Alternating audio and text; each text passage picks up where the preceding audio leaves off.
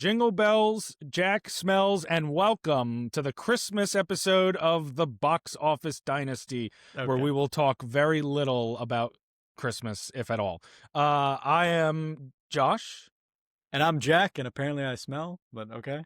No, I don't know. I just needed something. I'm sure you smell. You smell beautiful. Oh, thanks, yeah, I didn't buddy. finish the sentence. That's true. That's fair. It just said in Jack the Christmas smells. Spirit. Yeah. You know, but I didn't say bad. I think the assumption is that it's bad. What if it's good? It's cheery. It's the holidays. That's fair. I could smell like candy canes and rainbows. You never know. Yeah, sugar plums and elves' buttholes. Elves' assholes, dude. Happy holidays to everybody. How are you, Jack? I'm doing good, man. The holidays are a stressful time. Yeah, they are. They really are. It's really fucked up. Okay, first of all, I want to say that our Bible study this week was the longest, or the last 2 weeks was the longest Bible study we've done, and this is the worst time for it because this is not only holiday season, but it's finals season, and I just finished finals last week. Thank fucking God, I'm done with that shit. And now, holidays, Christmas, New Year's is coming up. So much shit is happening. I'm very stressed, but I'm having it's a good stress. You know, it's fun. At least the finals are behind you. Exactly. How you doing, though? What's up with you? I'm good. You know, I didn't finish the Bible study film today, so I wasn't as stressed with that. It was by far the longest one, and we will get to that, but I'm good, you know. It is a stressful time, you know, getting gifts and obviously prepping for holiday events and occasions. But I'm excited, you know, even though we're not going to talk a lot about Christmas stuff today because there's so much other stuff going on in the film world. And from that perspective, man, oh man, did a lot happen in the last week, and is there a lot to get to? Well, you know, before just stick with me for 30 seconds. Let's just give the people a taste of the holidays. Let's give the people a taste of the holidays. Just for 2 seconds, what's your favorite holiday movie? Or if you can narrow it down to like one or two, like what's like your go-to holiday movie? Well, you're kind of spoiling my seesaw. Oh, my bad, bro. You know, I was trying to be but I said I was throwing in the towel. Do a different one. What's a holiday movie you love? Well, all right. I will say I think the best holiday movie of all time. I'll do that one right now. I think is the iconic "It's a Wonderful Life." You know, obviously the film is next year will be 80 years old actually. But you know, I think that one. You've seen it, I assume, right? Never seen it. Oh, why should I never seen it? I had this conversation with people today, and not have assumed that. It is. It just. I think it stands the test of time, and I think especially, you know, with people like yourself, and I mean this in no, bad way. It's just an opinion. It's subjective. Who don't necessarily take to older films as much or as often. You know what I mean? And that's fine. You know, I mean, not everyone does. This is a film that anyone seems to take to. It's one of those few. You know, it's like Singing in the Rain too. You know, It's a Wonderful Life is one of those older films that it doesn't matter that it's an older film. You don't even think about that when you're watching it because it's just such an iconic film that really holds up. The story still means something. I can revisit that one every single year. Maybe next Christmas I'll be watching it. Yeah, you know what I mean? You should watch. Hey, what do you mean next Christmas? This Christmas hasn't happened yet. I don't have time. Tomorrow's Christmas Eve, dude. There's still time. You can cozy up with the family, watch George Bailey try to find the meaning of Christmas. That is the opposite, I think, of my favorite Christmas movie, which is Elf. I mean, Elf is up there too. Elf is so fun. I love it so much. You're right, but like, they're very different. But I think that in even though they're different in their styles and the way they tell their story, they both are about, you know, finding, you know, goodwill in that true meaning of Christmas. And you know, it's super cheesy, you know, in 2025 in the world that we actually live in. But I don't know, those movies once a year, they still strike a chord, you know? And yes, Elf does it in this really fun comedic way, whereas It's a Wonderful Life is this older, you know, kind of modest, deep look and self-reflection, but both are equally entertaining. And I think, you know, if you just look past the year, the date, like age is just a number, right? Age in film, age is just a number. Okay. Well, in the movie, okay, isn't it not? I mean, it's not just a number. All right, but in this case, In movies, the year doesn't matter.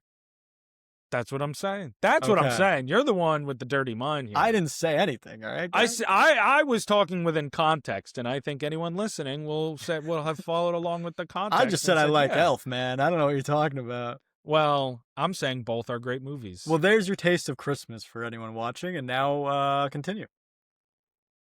Oh yeah, we have an episode to get to. Yeah, you got to run through it. All right. Well, we're going to have that Bible study review like we talked about. The film that we're going to review today is Ben-Hur. Very exciting. And then we got some box office numbers. And of course, those are really exciting because of what we're going to talk about after. And that's Avatar, Fire and Ash. We're going to give our thoughts, our reviews. We're going to get into it. And I'm sure it's not possible for our review to be longer than the film. It's just not possible. Well, we'll see. Then it's not possible. And then we're going to talk about, or I'm going to talk about Marty Supreme, the new film hitting theaters on Christmas Eve.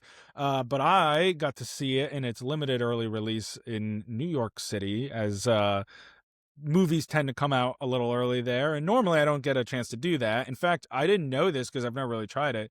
You know, you get 4 out of state movies a year with AMC A-list. I didn't know that. So you got Yeah. the free AMC A-list thing for Yeah, so I Marty used Supreme? A-list. I used Nice. A-list to see Marty Supreme and New York City, and that was a lot of fun. Awesome. So I'm gonna give my thoughts about that, prepping. No spoilers, but I'm gonna get people excited for that one, and then I'm gonna talk a little bit about the first season of It. Welcome to Derry. That was really a cool show. I'm very excited to talk about that.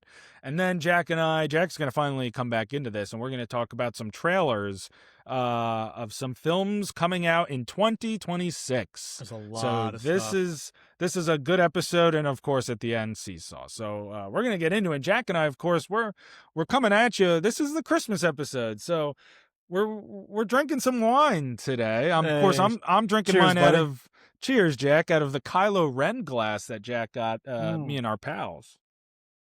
You got to see if it has legs. You could tell it's a red wine by the color of it being red. You can tell it's a red wine by it being a wine. We're connoisseurs, of course.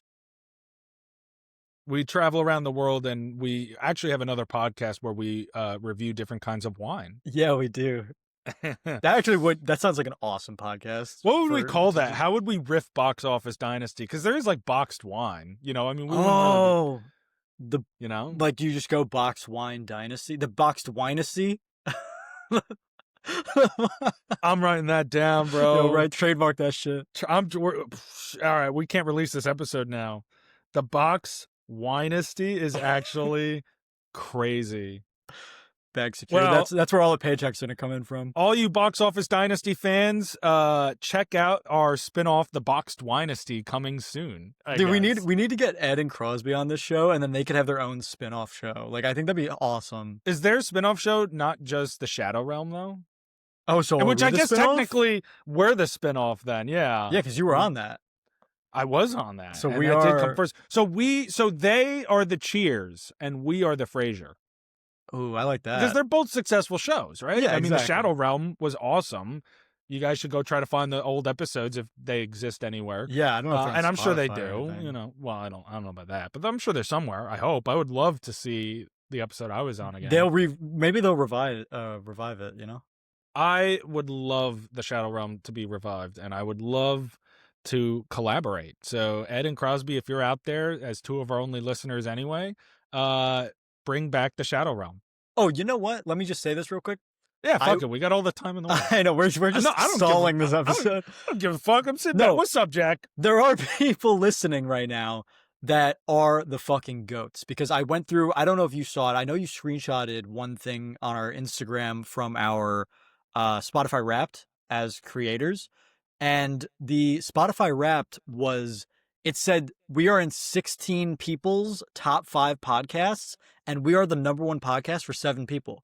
And that might not sound like a lot of people for maybe whoever's listening to this, but to be #1 for 7 people, like after 30 episodes, people listen to podcasts. I don't know, and it's on Spotify too. That's not even our most popular platform. I was gonna say those 7 people probably it's the only podcast they listen to. Maybe, but you're right. But they're listening. And we're in 16 people's top 5s. Like no, that, and right. we're top 8. We're like top 90% of all podcasts that started in 2025. And that just thank you to everyone listening. Like that's incredible.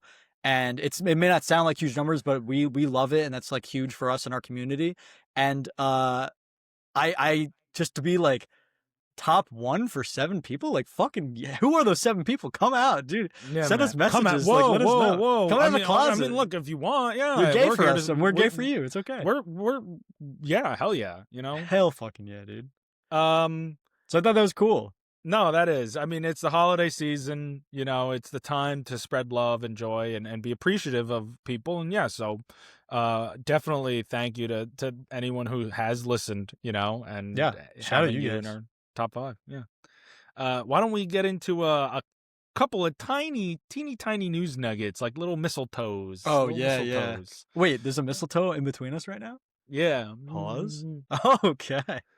Pause. Not enough wine let's keep it going. Let's keep it going. Well, hey, you need more? I got more. So chugging. Got the Josh wine. It's in my name. Yeah, true. It's Thank in you, your blood. Josh wine. It's in my blood is Josh wine. All right. Well, my first news nugget for everyone out there is, I don't know if you saw this, the Oscars will air exclusively on YouTube beginning in 2029. That is the 101st Academy Awards. So it will air exclusively on YouTube in 29 and forward after that. Is that a way to combat streaming, like streaming services? I think it's just a sign of the times, right? Like, you know, obviously it's been on ABC for, I mean, ever, right? Yeah. And I think you look at the sports world. I think this is the best way to kind of give an example to a live event. Mm-hmm. You got Amazon and Netflix really trying, and you know, Peacock and all these streaming services trying to get in on sporting events, NFL, you know, WWE, NBA, whatever, right? Yeah. For the big games. So like now they're turning their attention to the entertainment world and the live events there. I mean, the SAG-AFTRA awards, the SAG Awards, which they're naming the actors in a couple of years, that's fucking stupid.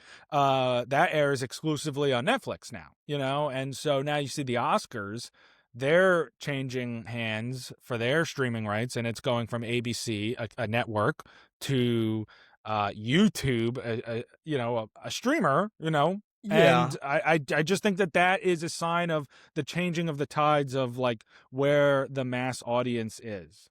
But I'll take it over. I really thought when you were like, where's it going to be? I thought it was either going to be Paramount or Amazon. So I was like, as long as not one of those, I'm fine. It's always Paramount butting their heads. Well, then that would have probably just put it on CBS. Well, then I'm glad they would have put that on it. CBS. I'll take that over those things. It's interesting. I mean, watching the Academy Awards, the most prestigious award given out. I mean, personally, I get, you know, sure, this is subjective, but I think a lot of people agree that the Academy Awards of all these award shows across all the entertainment and art is the most prestigious. Like, I mean, here, obviously there are high ones overseas and whatever, but of like the main like Emmys, Grammys, Tonys, the Oscars, I think are considered like a higher prestige, is what I'm trying to say. It's like it's the big kahuna, you know? That's the big fish and everyone I think recognizes that. Yeah. And so for that to be on YouTube, just the thought of it is kind of crazy. I mean, that's like you have the World Series and you have the Stanley Cup, but you have the Super Bowl, and the Super Bowl is the big kahuna of the sports world.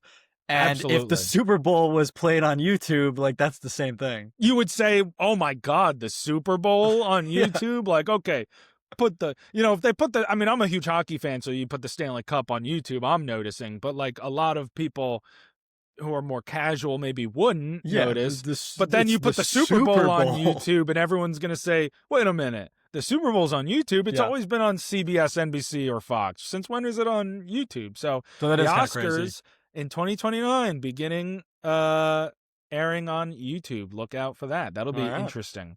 And then the other little news nugget that I had, this was surprising. I wasn't really expecting this.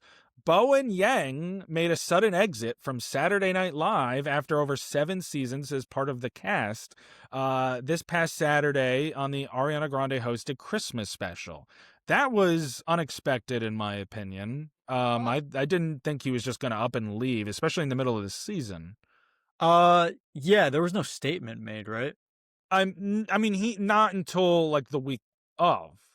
Yeah, that's weird. I don't know. I mean, it's strange. We don't know the why. I mean, is it just wants to leave? Is it? I don't want to speculate, but like people get kicked off, but I can't believe they would kick off him. Like he's a big No, name I on don't think they there. got kicked off. In fact, I had apparently Lauren tried to get him to stay. I think, like, I was just reading that he felt that audiences were getting tired of him there. And I think I mix this with the idea of, like, his career outside of Saturday Night Live is really booming. He was in Wicked, man. He's in the Wicked movies, you know. I mean, he became the big name, and when you become the big name, I mean, SNL really has charged a lot of careers. It's a factory for careers, really. So, you know, I mean, I guess I just didn't think he would leave yet. I mean, 7 seasons, you know, 7.5 seasons. That's a good run for sure. It's just, I mean, you know, not everyone is Keenan. No one was really Keenan. It's just I'm surprised it's so sudden. I mean, yeah, the Ariana Grande episode, it makes sense that he would want to. This is where he'd want to bow out. Yeah, maybe he was planning on leaving before the season, and then Ariana Grande was announced to host, and he was like, "I'll stay for her," and then once she's done, I'm out. That's certainly possible. I mean, speculation, but it's certainly possible. It makes sense. As Or a I also wonder if, you know, Heidi Gardner and Ego Wodum not returning this season, big names who were part of the cast a long time with him. I wonder if that also played a bit of a role in him wanting to maybe step away. who Like, I'm trying to think because obviously you're right. SNL creates these iconic celebrities and is responsible for the beginning of their careers. But after I want to say like the Sandberg, Bill Hader, Kristen Wiig era, what was that, early 2000s? Um, who has really been like started at SNL as a nobody and pushed into the spotlight as like an actual career in between now and Um, that era? I can't think of anybody. Pete Davidson Pete Davidson and is a Kate big one. McKinnon. Kate Those are great. McKinnon, Yeah. or like they really highlight that 2010 era. Yeah, You know, that later, and they. I mean, Pete Davidson's the youngest cast member of all time when he was first hired. and I think I those, believe. I can't think of anyone else besides those two. There's other people who have success, but they're Oh, not like big names like those two.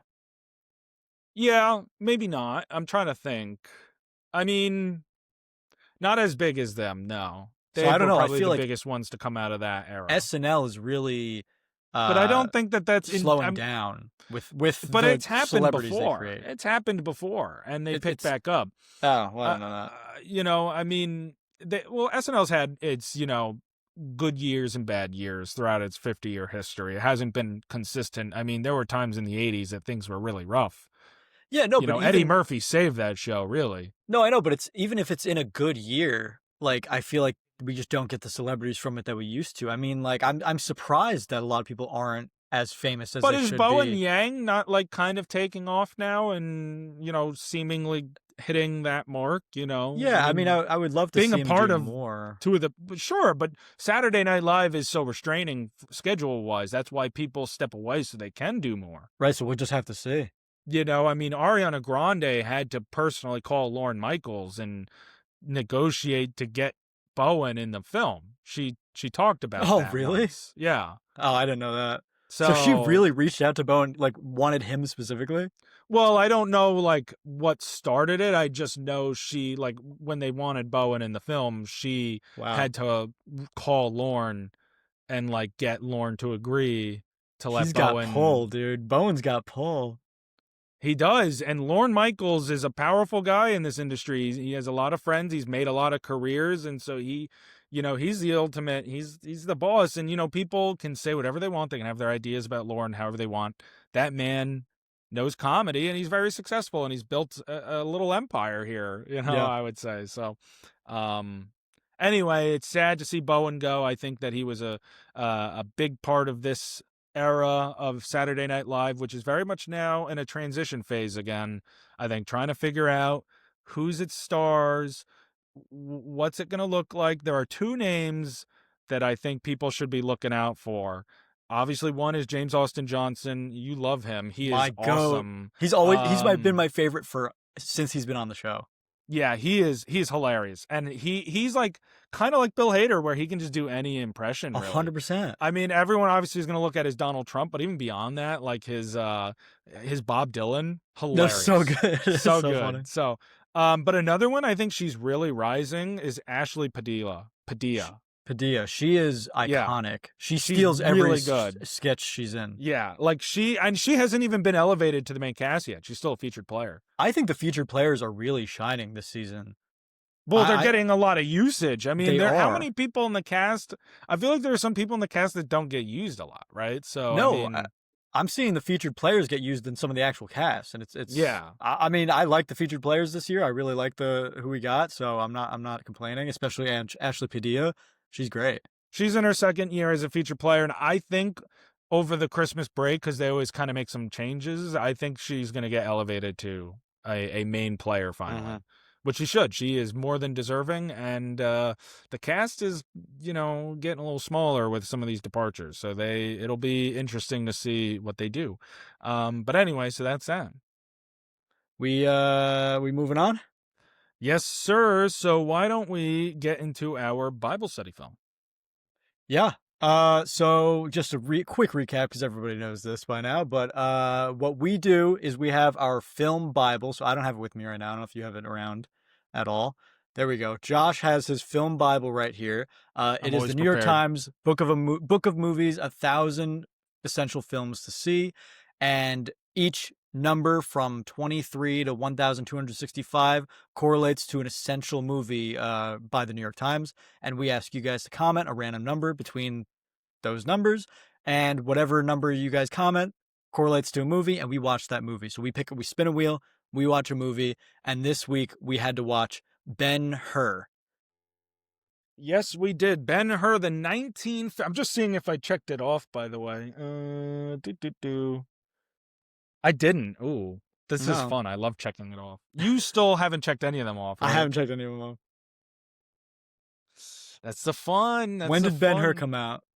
Anyway, the Ben-Hur, the 1959 epic directed by William Wyler that won Best Picture on its way to winning a record, what was it, 11 Oscars that year? That is tied for most all time with Titanic and The Return of the King. Wow, I didn't know it was tied for first. That's crazy. So this it was a wildly exciting epic of its time. It is obviously a massive gargantuan 212 minutes long, but we watched it nonetheless. And we are going to give our ratings and reviews. So spoilers ahead for the film Ben-Hur, although let's be honest, if you need a spoiler warning at this point, Yeah, it came out 65 years ago? So. Right, so. Yeah, you want to go first? Go ahead. Sure. I give this film a strong, I would say, 9 roof tiles out of 10. I give Ben-Hur 6 chariot races out of 10. We saw this coming. We knew that you were gonna like this more than I was. Yeah, I obviously feel like that the time was just always going to be intimidating, 3.5 even hours. for myself. But it's not the first time that either of us have sat through a movie that long before. No. The Brutalist is actually only 3 minutes longer than this film. I'll give this movie its flowers because honestly, you can't even tell this is from 1959. I mean, this movie, the set design, the costumes, it's on paper to me the perfect movie. It is shot well. It looks amazing. The acting's fantastic. The writing's fantastic. I just don't find it as interesting or entertaining as I wish I did, and that's really why it's 6 out of 10 for me. But I do want to give it its props that this movie is fucking cool, and I have no problem with someone who loves it. I think that's totally valid. I think that the impressive thing, I think the to point out is its scale. It is so large in scale, especially for a film of that time. It's so impressive how they filmed. So you talk about the chariot race scene. That's obviously the most famous scene from this film. It's awesome. It is like 9 minutes long, something like that. I think it's exactly 9 minutes. 9 minutes long. It is one of my favorite scenes I've seen in a long time, truthfully. And I think it's maybe one of the most impressive scenes I've seen. You know, obviously, I think there's a difference between personal favorites and just self-objective. It's subjective, but in your brain, Yes, you're self-objective. like, this is what everyone should Uh, think is the best versus right. this is what I think is the Versus like best. what I think. Yeah. Versus like what I like the most. Versus what I think just is made like what everyone should think is made the best. You know, and that's Yes. still subjective, but into your head, it's a self-objectivity. So, Yeah. um, anyway, to me, that's what Ben-Hur is, and obviously I also just really like it. But the film is gargantuan, not only in length but in scale and size, to such an impressive degree. Um, just with its set production and its sound design and the way they move around and just Yeah. rebuild Rome and all these vast parts and rebuild all Judea and all these different lands and empires that they create and bring to life. It looks incredible. Yeah, it's awesome. It's really a lived-in world. I mean, you could have said that this was filmed in ancient Rome, and obviously I know that's not true, but like if you took a picture of this movie and was like, this is an exact replica, like a depiction of Rome or whatever, like obviously not a real picture of it, but like I just, this is exactly how you would picture ancient Rome and Judea and all And how these, people would act, and how people would around this act and time. look and dress and the environment would look. It's exactly how you would think it is, and I think that's really impressive. And it sucks that the story for me wasn't there, but it just wasn't for me I am personally. sad that didn't love the story, because I do think that on top of just an impressive, technological achievement, there is also a really, great melodramatic tale being told here. And I will even agree that at first it took me a bit to really click with it, but once I really connected with the character of Judah Ben-Hur, I really felt compelled by where his life was, I guess, taken, almost out of his control, but with his lack of fear in the face of all these different objectives. And obviously it starts off with, back home, and his mother and his daughter are taken from him, his best friend coming back with the Roman military to occupy Judea. It's just huge and betrayal. and he's betrayed. They grew up together, and he wants Ben-Hur to help him spy on and reveal people who are his own people, his own kind, who are conspiring against the Roman Empire. And he won't do it. Because I think the one thing that is very pertinent about Judah Ben-Hur as a character throughout this film is his morals and how hard they are to be shaken, even in the most hardest of times. I think, yeah, his morals, his loyalty is very much at the center of his character. I mean, he spends the whole movie. I forgot the bad guy's name. Starts with an M. Do you remember? Oh, yeah, Masula. Something like that. Let me check. It's Masala? Is it Masala? Masula. Yeah. That's not So, Masula, but but even like potato Ben potato. Hur spends the whole movie like, I'm gonna kill Masala. I'm getting revenge on Masala. I'm getting revenge on Masala. And then he gets back to Judea and he confronts him, which I thought was a fantastic scene when he walks in and he's like, oh shit. Like that was such a good He's scene. lying on his deathbed. No, I mean Which one? when he walks in and sees Masala. At the beginning when he challenges him. Yes, when he challenges him, yeah. Yeah, So yeah, yeah, like yeah. before That the was a chariot great races scene. and everything, when he walks in, Oh he's yeah, like, oh no, shit. right. When he challenges And he him. asks about his mom Oh, and his his sister. reaction was crazy. It's great. And he asks about his mom and his sister. And that to me was such an interesting thing, that he was like, if you tell me where they are, I will forget everything that I vowed to do to you for the last 5 years or however long it's been. Like every bad thing that I've been thinking about doing to you, I'll just forget about it if you just tell me where my family is. And that's that loyalty to his family. That's why that betrayal hurts so hard, because he's so loyal to the people he cares Right, because about. not And he only, was betrayed by his friend. and just to make it clear for anyone at home, Masala had his mother and sister thrown into jail, and he was thrown into the galleys. Yeah. And he was leaving him to die, and that's his best friend that he grew up with. Like, imagine you do that. Imagine doing that to each other. Imagine if you did that to me or I did that to you. Yeah, and then I come back and I'm like, if you tell me where my family is, I'll forget I'll it. fucking forgive you. And Yeah, you know like the that's thing is insane. like that he was scared because he couldn't believe once he saw that not only he survived the galleys but rose the ranks to being, what was it called, a A consummate console. a consul, Yeah. a consul Sick. in the Roman Yeah. Empire. He saw, oh my God, you came out as a prisoner and became a consul to the Roman He's Empire. like, how the He's fuck did you scared. do that? He is terrified, okay? Because he knows how good Ben Hur is, and especially in chariot racing, he knows how good Judah Ben Hur is and how fearless Judah Ben Hur is. And yet, you're right. Ben Hur, he always was looking to take the high road, even in that moment. Like, what is most important to him is getting his loved ones back, and Masala was going to do it. I mean, Oh yeah. he was gonna he was like, where are they? And we He was find trying his out best. that they contract leprosy and they become lepers, and they can no Yeah, they're longer, out of there. they yeah. So Yeah, I mean, I don't usually come the out of film is these. tragic in that I don't way. usually come out of these Bible study films with like a huge takeaway that's like, this thing stood out to me so much. Like, I know that's how you feel about Get Out. You're like, this is like monumental. I don't really feel like that about a lot of these movies, but I think Judah Ben Hur is such a phenomenal character that is something, when I'm thinking of like great characters in the future now, that will be someone that I think about. You know what I mean? Absolutely. Because And he is Charlton Heston plays him incredibly. oh, he is so good. I mean, his character was so compelling, and the stuff that happens to him.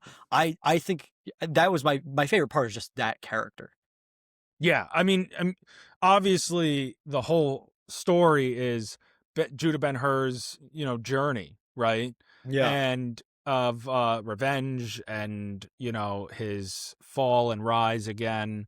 Almost a very, I mean, it's interesting because obviously I mean, to me the most compelling and memorable stuff was the parallels with Jesus Christ.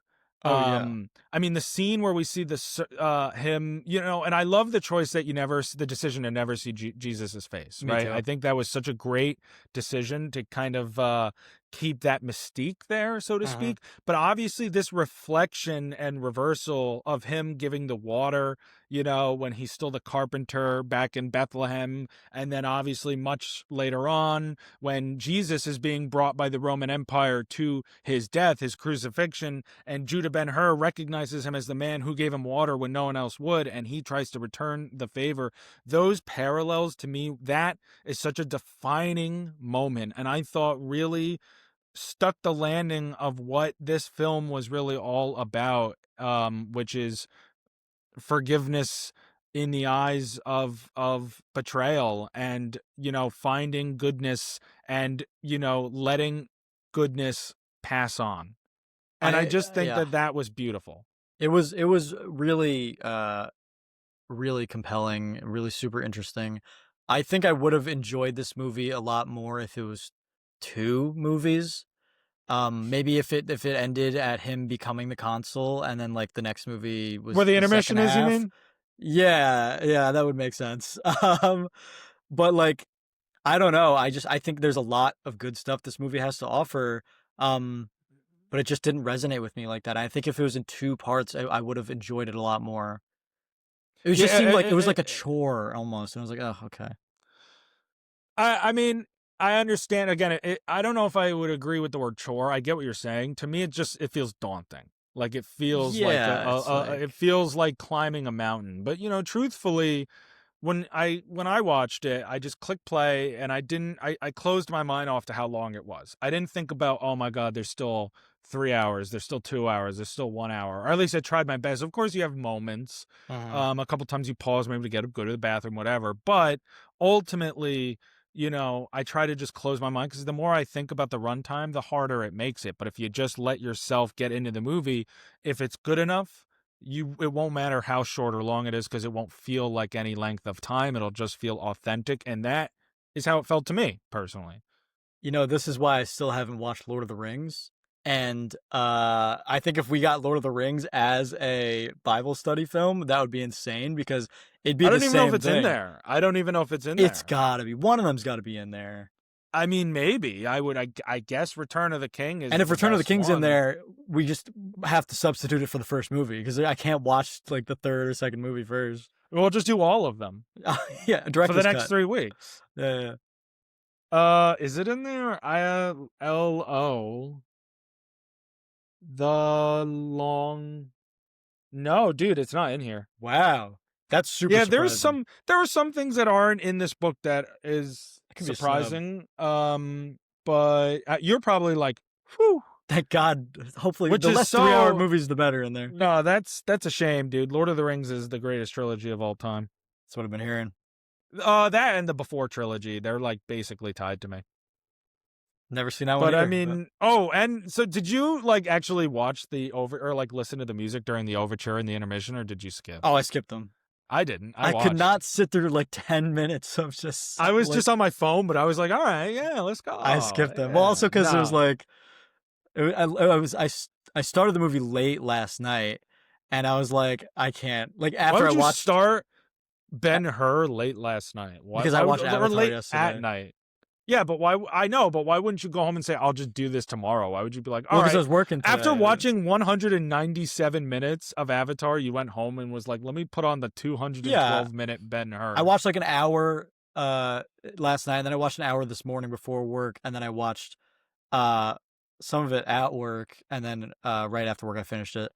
And yeah, it was a lot, so I had to skip through any point I could skip. I was like, skip those 5 minutes, skip those 5 minutes of intermission. You know what I mean? Like, I'm not sitting through Nah, that. I enjoyed it. I think more films should utilize overtures and intermissions, kind of like Broadway shows. I think that's a lost art for the screen. Like The Brutalist had an intermission, and I get it. Only films that are long really will have them. But I mean, I don't think people should be shy to make a longer film if that's what it. Oppenheimer's long, it's great. Avatar's long, and we'll get into it. But I mean, so far we seem to both like it. So anyway, What's spoiler. But what's the time frame for you to be like, this is acceptable to have an intermission? Like, what's the minimum amount of time that you'd be like, this should have an intermission?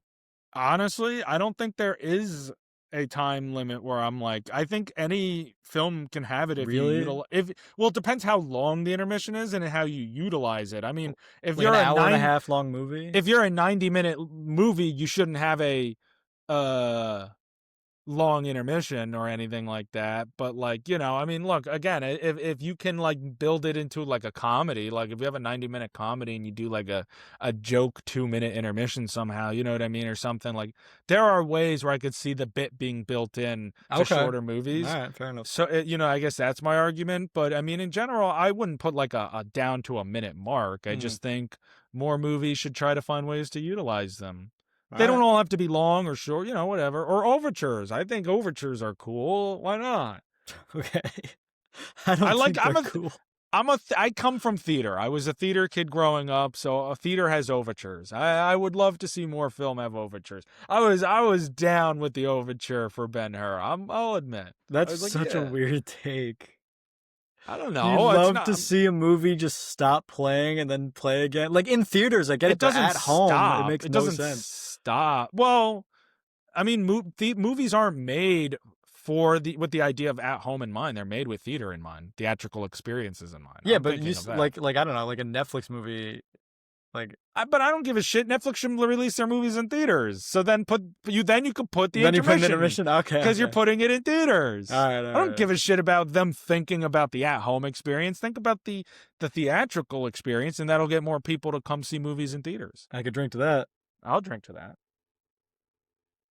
You got anything else on Ben-Hur? Yeah, I know. We kind of got a little. I will say it is funny that this whole thing started over a roof tile. That's why I picked roof. I just think that's.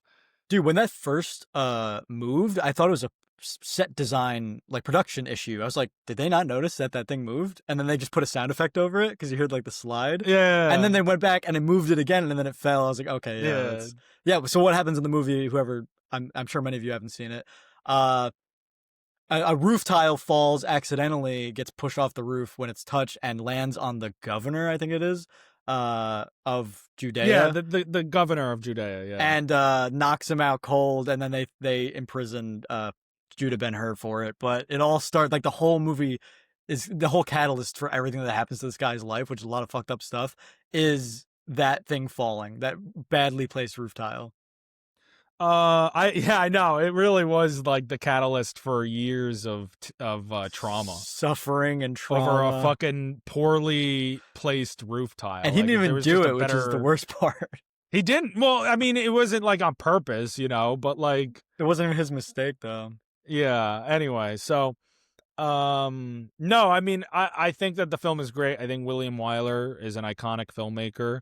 And also it's very cool to watch the chariot race scene because I think there's clear inspirations for the pod racing scene from the Phantom Menace. I was thinking the same thing. So, I mean, obviously, George Lucas have seen Ben-Hur and took some inspiration for what is the best scene in that movie. I was getting those So- vibes the whole time. Just the Oh, no, silence of them going around. All you hear is Just in even the design of the set where they're racing. Oh, yeah. is kind of similar to but Tatooine. The noise, like on Tatooine, you hear that zero zero when you're going around. But then in Ben-Hur, it's Yeah. of the horses, and Yep. it was so sick. Yeah, so I think there was clear inspiration there, and it's cool to see the original, kind of see the source material for that. Did you see that guy get flattened?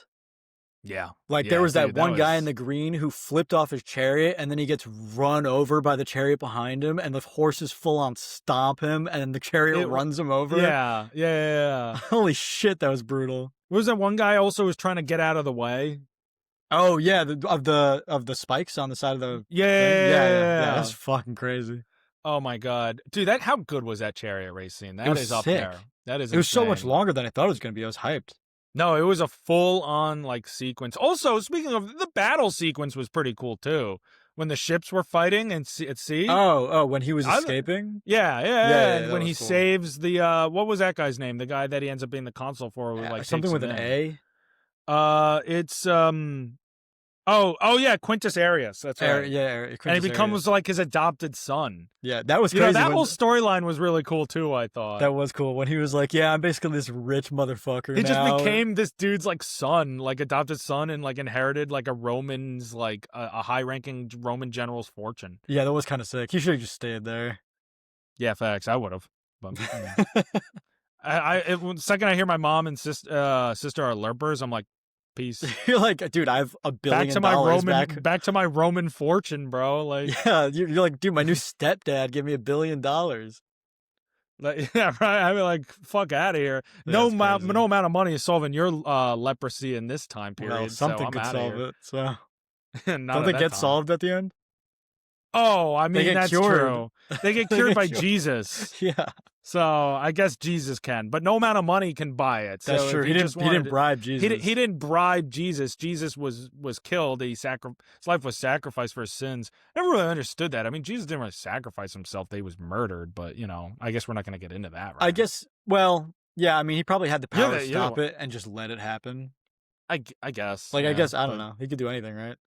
I guess, but I don't know. I don't see the menorah. How the fuck should I know? So Yeah. anyway, that's Ben-Hur. I do want to know. I know it's dragging on, but I mean, I'm just curious. This was our last Bible study film for 2025, so I want to know where your rankings are. Like, just kind of go down the list of the films from 11 to 1. Oh, sure. Where we Yeah, stand okay. at the end I'll of the go year. through my 11 box. What was it? Film Bible movies.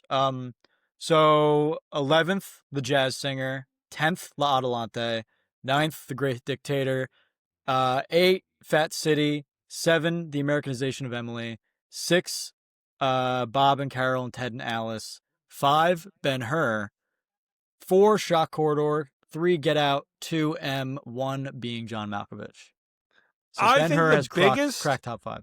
I think the biggest surprise to me on that list is how much you like Ben-Hur, or not Ben-Hur, M. Yeah, I thought M was cool.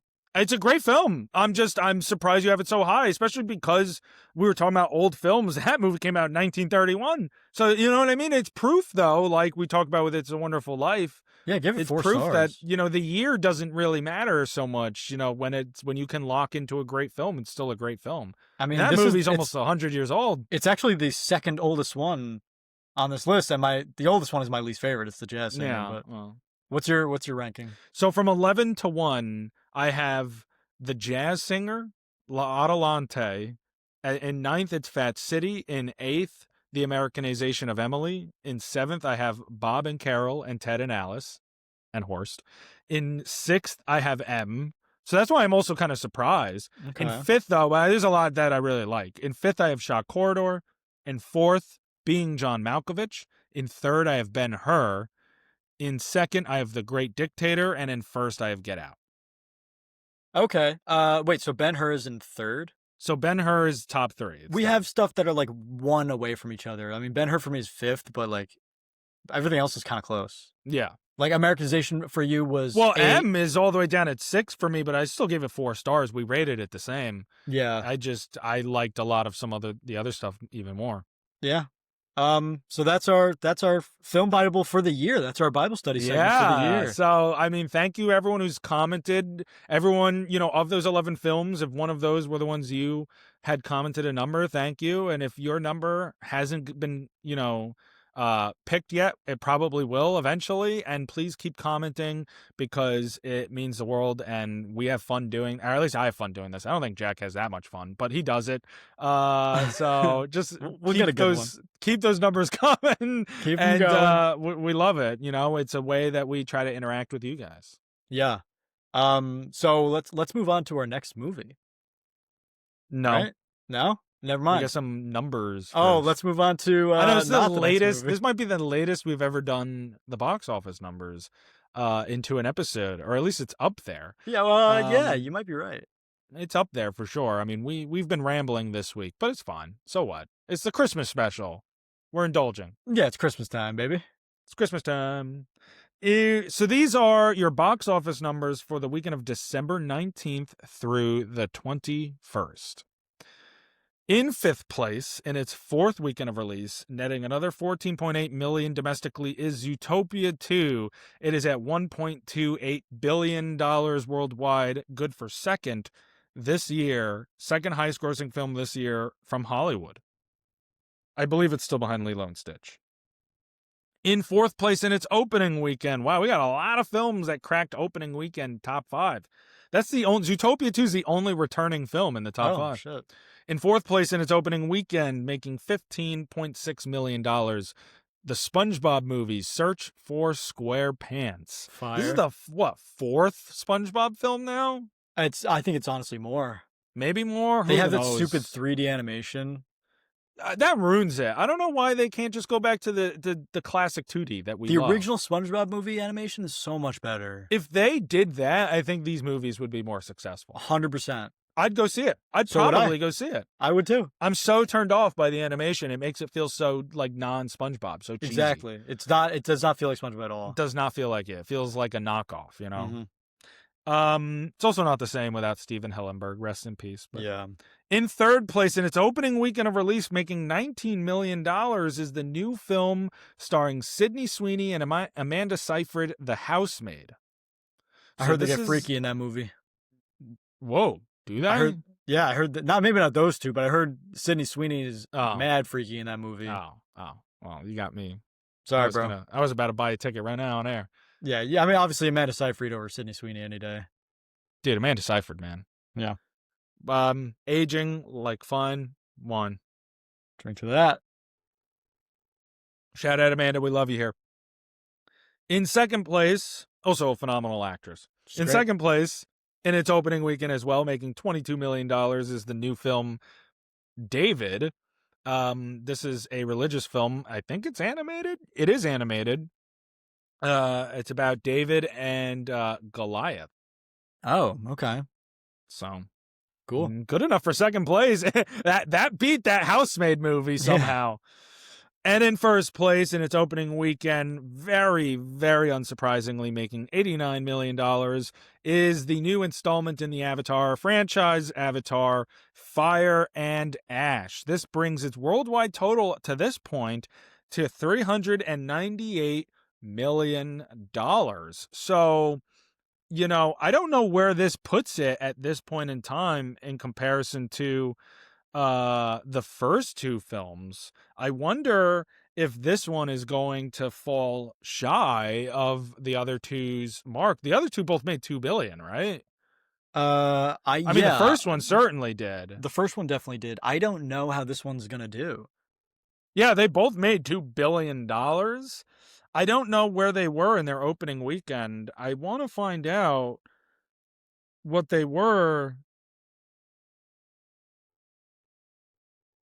if I can real quick here, because I'm really curious. Like, that kind of feels like a little behind. It does feel like a slow start. Just not for any movie, but specifically for Avatar. Oh no, I mean, that is obviously a massive start for any movie. But yeah, like the Avatar, The Way of Water opened to $134 million in And this one at 2022, and this one was 89.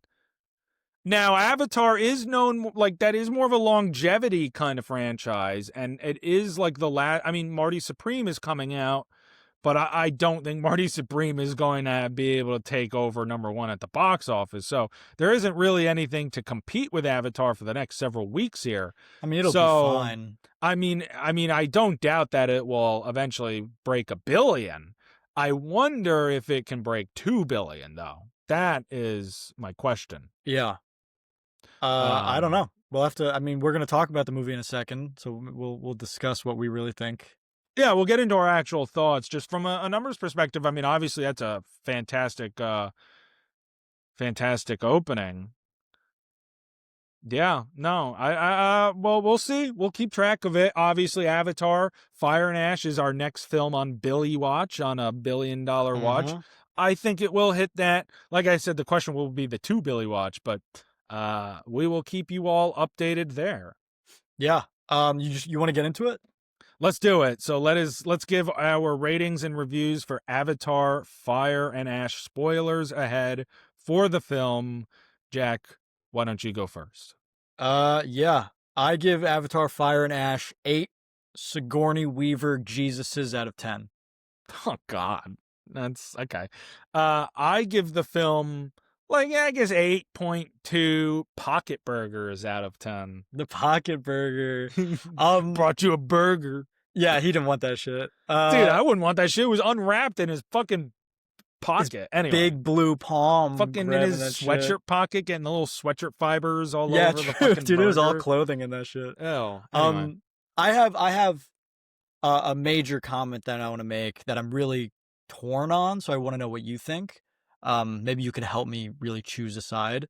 So, I thought this movie was great, but it really felt so repetitive from the second one, and I like the second one a lot. So it's hard to explain.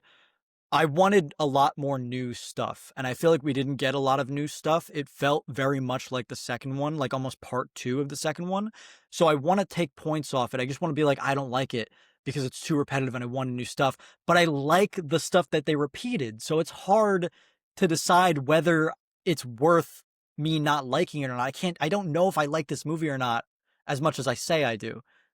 Does that make any sense at all?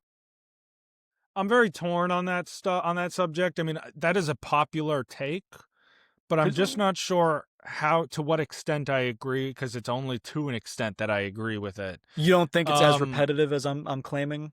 I think there are certainly a lot of narrative elements that are repetitive throughout this franchise, and I do think that it's almost nauseating to a degree. And obviously the whole thing where we see, conflict between Jake Sully and Quaritch and everything. I get it, but at the same time, first of all, the comment where it's a part 2 of Way of Water, it is. That's actually the point. James Cameron made that clear, that this was a direct sequel to The Way of Water. No, I mean, like, it's called Fire and Ash, and it barely has anything to do with the fire people. Like, it was just like Way of Water 2. Well, I disagree with that, but I do think that the fire people get sidelined and especially Varang, who is such a very interesting, unique character. I do think they get sidelined in the third act of the film, so I agree with that, but I wouldn't say that it doesn't really have anything to do with them. I think we actually really spend a lot of time in the middle of the movie with the fire people, and especially I love what they're doing with Quaritch in this film and taking his character and almost giving us like a flipped version of the Jake Neytiri relationship. And so I don't know. I don't know if I would agree that they don't give us anything with the fire people, or that's what they're called, the ash people, whatever. But Yeah, whatever they're called.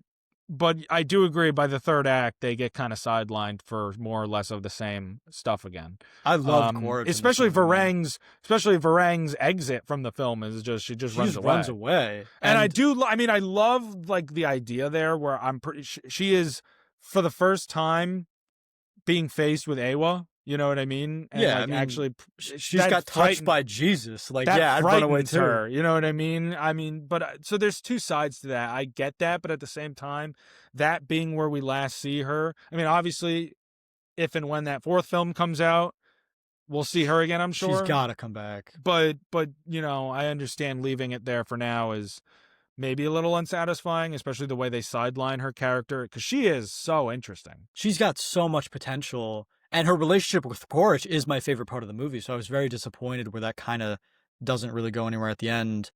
But Quaritch is my favorite. He's one of my favorite characters. I mean, love what they're doing with him. I think it's really interesting. He can get a Zuko redemption arc? They hint at it. I'm just waiting for them to either do it or kill him. I mean, the fact that he faked his death, there's no way he's dead, right? Right, but again, there's still supposedly 2 more films. But how many times are they going to end the movie with him dying and then coming back? Like, or well, I agree. I look, you're right. You're totally right, and it's a flaw of it. But I think it's the MCU thing, right? Where it's like, how many times can you kill someone? And it's like Loki. What's the difference? How many times can you kill a character and expect it to have the same impact, you know, or believability when you try to dangle that bit in front of us? I know. Again? When he falls off at the end, there's no way anyone was like, oh my God, he's dead. They don't show us the body. We all know he's alive for the next movie. Right, but let's say Jim Cameron, right, like let's say he doesn't ever make Avatar 4 or 5, because he has also said he would like to, I mean, he's 80, he's in his 80s now, and he has other ideas he would like to work on. So let's say he doesn't ever do Avatar 4 and 5. You could just say he dies, and then that's that. He sacrifices himself. So, I mean, if this is where the franchise ends, which I'm okay with, and I mean, I'm a fan of this franchise, but I'm okay if it ends here. Yeah, I mean, they started filming 4 already. Right. Well, they filmed it back then, but it's not greenlit to continue. They filmed part of it. Sigourney Weaver said she's narrating that one. Yeah, she found that out like 12 years ago. Like, that's, oh, really? I mean, that's what she said. I don't see that part. So, I mean, look, I do think it'll get made ultimately, but if this one doesn't hit $2 billion, it's going to, even though $1 billion is still wildly successful, it's going to be proof that people are losing interest. Yeah, I think that dilemma that I'm having, I'm just leaning towards that this movie's pretty fucking cool. Like, as much as it bothers me that there's not as much this movie new is stuff, sick, but there's so much great stuff. Even the repeated stuff is so good. First of all, did you see it in 3D or I saw did see it in 3D? I saw it in 3D. I didn't even know it was 3D. And the thing, so I knew mine was, I didn't see The Way of Water in 3D, and I was kind of disappointed because that's part of it. I didn't even see The Way of Water in theaters. This is the first Avatar movie I saw in theaters. Avatar is definitely meant for theaters. Like, Avatar is like, I saw it in LA during the Oscars, while the Oscars were happening outside. I was watching Avatar. Remember, instead of watching the Oscars? Yeah, pretty much. Trying to go to the Oscars. It was the day of the Oscars. I would have just tried to sneak in and be like, we went and we saw the red carpet and the fence off streets and stuff. It was crazy. That's cool. No, I mean, Avatar is undoubtedly, it's meant for, to be seen on the big screen. It is a visual spectacle, unlike really anything else, to the point where it feels so real at times. You know, it's this immersion of Pandora, where I truly believe Pandora is one of the most beautiful, immersive worlds that's ever been brought to the big screen. It's amazing. I love it. Dude, I don't know if it was the 3D or the fact that the movie looks so good, but someone in the movie, like a Navi, stood up, and I swear to God, I was pissed off for a second because I thought someone in front of me stood up. I was like, get this Yeah, fucking person yeah. off my. Oh my I was god, like, that's what sit down, bitch. you And it just was start just, yelling out in the theater, and everyone's with their 3D glasses. I Like, know. what I the was like, fuck sit is the he fuck talking down. about? No, it was just a Navi standing up in front of Jake, and I thought it was like some bitch standing in front of me. Yeah, no, I mean that's hilarious, but it really feels so immersive and real, and it just shows that the endless possibilities of mocap and CGI visual effects, and how you can integrate that into world building and storytelling. And if there's one thing about the Avatar franchise, it is meant for people to come to the theater and have an experience, and that's what happened. Yeah, And I loved it. I absolutely loved every second of that. Um, you're right. Again, maybe it's more or less similar to what we saw visually too from The Way of Water, but it's just so heads and shoulders above most other films. How can you even complain about that? exactly. It's sure it's what we've already gotten, but we love what we've gotten, so I'll take more of it. Um, I don't. How do you feel? I like. I know we like the world building, right? We like that this is a lived-in universe. Obviously, there's so many aspects to this world that we probably don't even know about yet. But something that kind of bothered me for like 2 seconds was that the Ash people, like, we don't get introduced to them through the eyes of Jake. They just, or the Navi or whatever. They already know they exist, and they're just kind of like raiders. Like, I don't know. I kind of wanted to see how it would have been to see them interact for the first time. You know, like that shock, because we're being shocked by these people showing up, and then Jake and the rest of them are like, "Oh yeah, we deal with them all the time." I don't know if that makes any sense, but like that was I something get I what was you're like, saying. I I don't know if wish that we could really have seen that bothered me. introduction.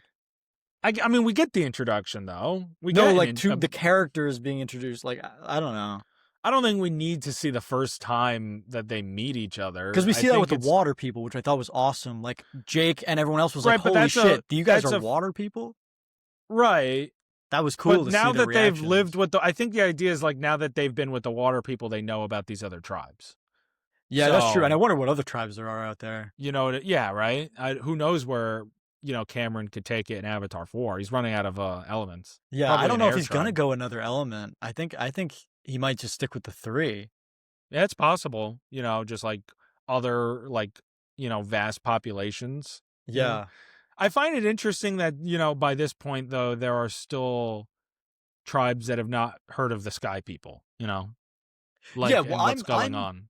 confused why. I know Quaritch wants to get Jake, like that's his mission, but why does everyone else only go for this one place on the planet? I mean, they do a zoom out of the Well, no, planet, by now they want because that I guess is where there's the most resources. I don't know. but That's I'm just sure where there's they're other pods of whales somewhere. But I know think why they do it but for the okay, storytelling, but like but think about it this way. If humanity in real life ever landed on a planet, you could say, well, there's other places on the planet, but you'd only be able to reach so far by so much time. I mean, it's right, a but whole giant world. if there was so much resistance on this, they're causing so many problems by just going to this one spot. They should just move like 1,000 miles somewhere else, Right, or even but 100 miles. obviously the Like, idea go somewhere is else. it doesn't matter because they want the resources, they want the money there. So it doesn't matter that they're facing resistance because when has that stopped people in real life who face resistance? But their land has oil and they want the oil underneath the land, so they'll push people out of the way to get it, and they'll face resistance. Most times, but Yeah, it doesn't you'd matter. think. So, and they don't care. And you could say, well, there's oil elsewhere, but that doesn't matter. They want this oil because it's right here. So, I mean, I think that's the idea here. It's like, okay, there are other resources elsewhere, but they want these resources and they don't care that they're going to have to fight for it. Yeah, In fact, they want to fight. and they were I getting mean, fucked up. you watch the first Avatar, they take joy in blowing up, the tree in their home. Yeah, So, oh, they love that shit. I don't think they care. Yeah, it's this was a really fun watch. It didn't feel like its runtime. I had so much fun watching this. All 3 hours and 17 minutes were just great. Yeah, I don't think that my thing with these films is I don't think that the story is as much of a problem as people pointed out. Because you're right. This is very much the consequences of The Way of Water. Like I really do think that The Way of Water and Fire and Ash are telling a really tragic story about a family's bond how that's tested in the face of great hardship. I Uh-huh. think that the problem is really more so the characters themselves are not the most distinguishable like other They're franchises. really not. Because I think the story is really impactful, and I really think that it resonates. I just think that the characters, I think that they fill out the world well. I think that the performances are great, especially for mocap. You ever see any of the shots, like, before when they're in the mocap and then the final scene of No, them? no. I've watched some of those where you see like Sam Worthington and Zoe Saldana acting, Uh-huh. and they're like in a warehouse and they're all in the mocap suit, and for them to have the emotion that actually comes through in the film, It's it's incredible. got to be incredibly difficult, like, circumstances to actually perform in like that and get into character. So Yeah. um I give them a lot of credit. I think they do a great job. I just think that the characters themselves are not very distinguishable from film to film, and I think that they just don't stand out. Like, I think there are a few that break this norm. There are a few that I think do stand out. For sure. Like Neytiri, obviously one of the best characters in this whole franchise. She Yeah. has always been one of the best characters in this franchise. And there are a few others, and Quaritch is one of them too. I just don't think that the majority of them are particularly that interesting. No, I think you're right. I mean, even in this one, I'm starting to learn their names now. But after Yeah. the second one, I had no idea which brother was which. They look exactly the same. They have the same kind Whoa, of. They whoa, look. whoa, whoa. My bad, yo, Whoa, my whoa. bad. You're gonna cancel There's even a yourself. line in this movie that's like, they can't tell which one of us is which. They're gonna shoot up. Your guy's gonna shoot up both of Dude, they us. call people or pink skin. Yeah, they call the white people pink skin. Which is like, They're like their pink little finger. Yo, Neytiri's racist as fuck. yeah, but she kind of has a right to be by this point. Um, What yeah, they've 100%. they've Well, like not really. I they mean, killed. Jake is I know, but human. like by this point, they destroyed her home, which is tied to her ancestry. They killed her father. They've killed her brother. They killed her son. They Did killed so many of her other people. Like, she kind of. I'm did not look. Obviously, race. It's not that she deserved, like. It's not like, all right, it's right for her to be like racist towards no, but it the makes sense. humans, but it's justified for her character for sure. Did Quaritch kill their son in the second one? Oh, I don't remember actually. Because I thought he did going into the third one, and then when no one brought it up, like they kept saying our son died, but they never brought up Quaritch specifically doing it. I was I'm like, wait, gonna maybe he assume didn't. I'm gonna assume he didn't then. Um, no, honestly, one of my favorite parts of this movie was at the beginning, seeing Jake and Quaritch work together to rescue the kids. Oh And yeah, because when it's a different Quaritch dynamic. when Quaritch is like, "You good, Jake?" and then Jake's like, "Yeah, let's get him out of here." That was just those two fucking lines were so cool because you know what? If those two work together, they'd be unstoppable. They go in, they beat the fuck out of the red guys, whatever the fuck they're called, the ash people. They rescue the kids, then they eventually get captured and stuff again. But awesome seeing them work together. It was so cool. But I mean, and you're right, because it would be such a great pairing. And I mean, that's what this whole film. That's what the story is in this film. That's where we're at. Is Jake trying to convince him, like, dude, look where you are now. Open your eyes. Look at the world, that the Yeah. life here. And even by the end, like, Quaritch is struggling with this because Quaritch is a soldier. That's all he knows is the mission, right? He's trained. I mean, and so even at the end when obviously they're sitting there on that like cliff, that edge, and they just Sully just pulled them up, and he's like, what are we supposed to do now? Like, he doesn't know how to do that, Yeah, he's how like, what do to you want to have a open hug and a picnic go, or something? yeah, Like, sing kumbaya. Like, the whole thing of like open your eyes, like, see, he doesn't know how to. I know, and they have that conversation again when when Jake's imprisoned, and they have that great Yeah. conversation where he's like, "Dude, look around you. You have a new pair of eyes. All you got to do is Mhm. use them." Which is also one of my favorite new aspects of this movie. Something new that it brought to the table was Jake's imprisonment scene and his rescue. Yeah, that was cool. Neytiri's a fucking badass. She's so cool. The marine biologist just coming out of nowhere and rescuing Jake, sick. Don't know what happened to him, but awesome. Spider escaping and using Jake to guard him. It was sick. It was so cool. Yeah, the whole way it was done was incredible. I love it. So no, I mean this is I think it's a great installment, to the franchise. Like I said, I mean if this is where you left it off, I think that's fine. But, because I would love to see some other stuff from Cameron too. I mean, what I saw today that really was crazy to think about? Hmm. This is the first, he hasn't made a non-Avatar film since Titanic. That was 1997. That's crazy. Yeah, he thinks this is like his magnum opus. Um, I mean, is it not at this point though? I don't know. I mean, these movies make a lot of money, but they're not like they're nobody's favorite movies, and they're not like super well critically acclaimed movies. I mean, they have like 70% on Rotten Tomatoes on IMDb and stuff like Letterboxd, like 3.6. It's like they're not like anyone's favorite movies. They're great movies, don't get me wrong, but I don't think they're. I mean, especially for you, Titanic. I've never seen Titanic, but I Right. think Well, like yeah. he does think that like his career is now Avatar, and you're right. He could do something, maybe not better, but he could do something else. And I would love to see more Avatar because I do love this franchise. But I would love to see something else from him as well. Maybe it could be even better. Especially at his age. I mean, you'd love to see it while we have time with legendary filmmakers like himself. And you're right. Yeah. I mean, I can name 3 films of his that I like more than any of the Avatars. Titanic, Aliens, and Terminator 2, I think are all better Terminator than 2 is so any good, of dude. the Avatar films. But I just think the Avatar franchise as a whole is going to end up being his lasting legacy at this point. I think you're right. I mean, it is his baby.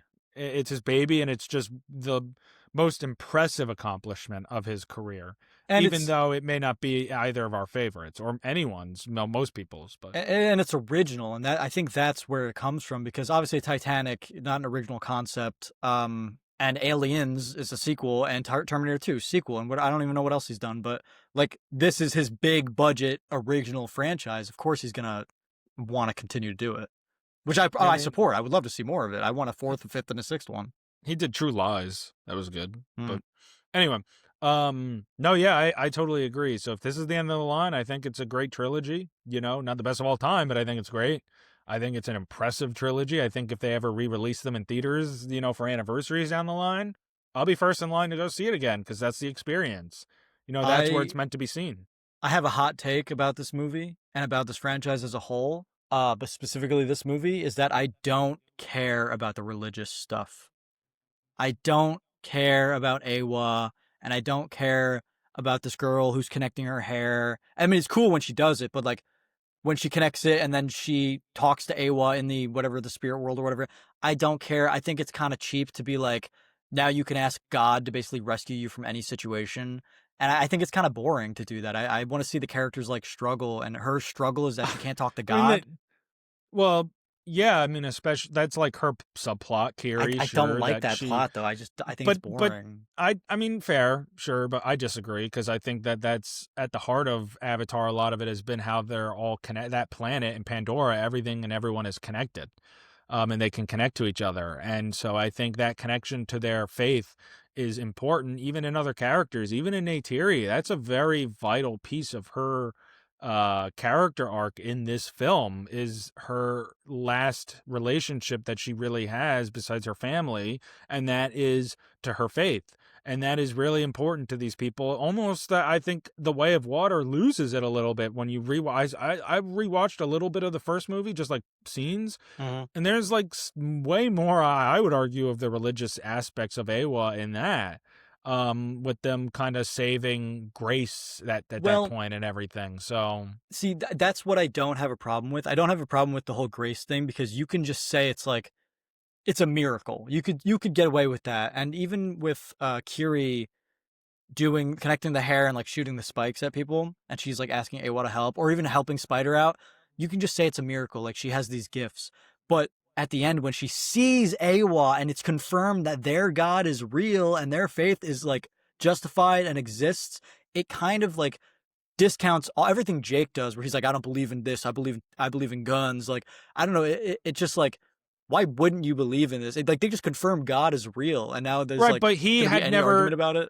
Right, but you could say the same about Varang, but her character is really interesting because she's an atheist in a world where God does exist, where you can prove that. And so, how do you come to terms, especially at her end? And if there is an Avatar 4, I'd love to see how does she come to terms with, this revelation, and what does that mean? That, when they connect to life, that life, there is something that connects all of them, and it is this higher force of Awa. I find it very fascinating. And if there is an Avatar 4 with this confirmation, where does that go? How does that rock Jake's ethics? How does he approach, because he loves this world, but obviously he's always going to have a foot out the door as, being a human, in a Na'vi body. So, um, what does that mean for him? Like, I think it's a really fascinating revelation, and that's what I mean when people try to say it's the same thing. Then you say something that's completely different that shakes, how we look at the film and characters' motivations. Like, it does introduce some different, aspects. And this is not you at all, because I do think you actually engage with the film, but there are some people online that I do truthfully just are choosing to not engage with the film, and that's why they say, well, it's just the same thing. And I'm like, well, why? Why is it just the same thing? Because there are these different ideas. Like, you're right, Awa being real, what does this mean for these characters? So I personally disagree, but I think your counterpoint to that is interesting. I know. Yeah, I mean that's you make a good point. It just personally didn't like No, resonate with me, yeah, but that's fine. I wasn't super engaged in that plot. You know what's funny is when I'm watching this movie, I was thinking, I can't believe this franchise is called Avatar. Like these movies after the first one have nothing to do with avatars. It's just like it's really Yeah, funny. That's like if you call Star Wars and the only one that has a war is the first one. Or the only one that takes yeah, place in space is the first one, yeah. and it's like it's Star. It was just funny to me. I'm like, dude, where the fuck are the avatars? Like, I know that I Quaritch mean, is basically an avatar, but Quaritch. I mean, that's his only body now. Like, it's not really an avatar. Yeah, exactly. But like, it's So, just I mean, interesting to me that it went from avatars to like God. It is cool. Like, it is well, it's cool. always kind of been about that. I mean, Avatar was. I wouldn't say the first film is like the number one thing it's about is the ability to be an avatar anyway. So, like, that's just something No, that kind of is like exists as an ability in this world. but I think that's the Knives Out problem that it has. It's like it wasn't planned to have sequels, and then it's like Maybe, but I think it's okay to call this I don't think they're using Knives Out as a subtitle. Avatar is just the franchise name.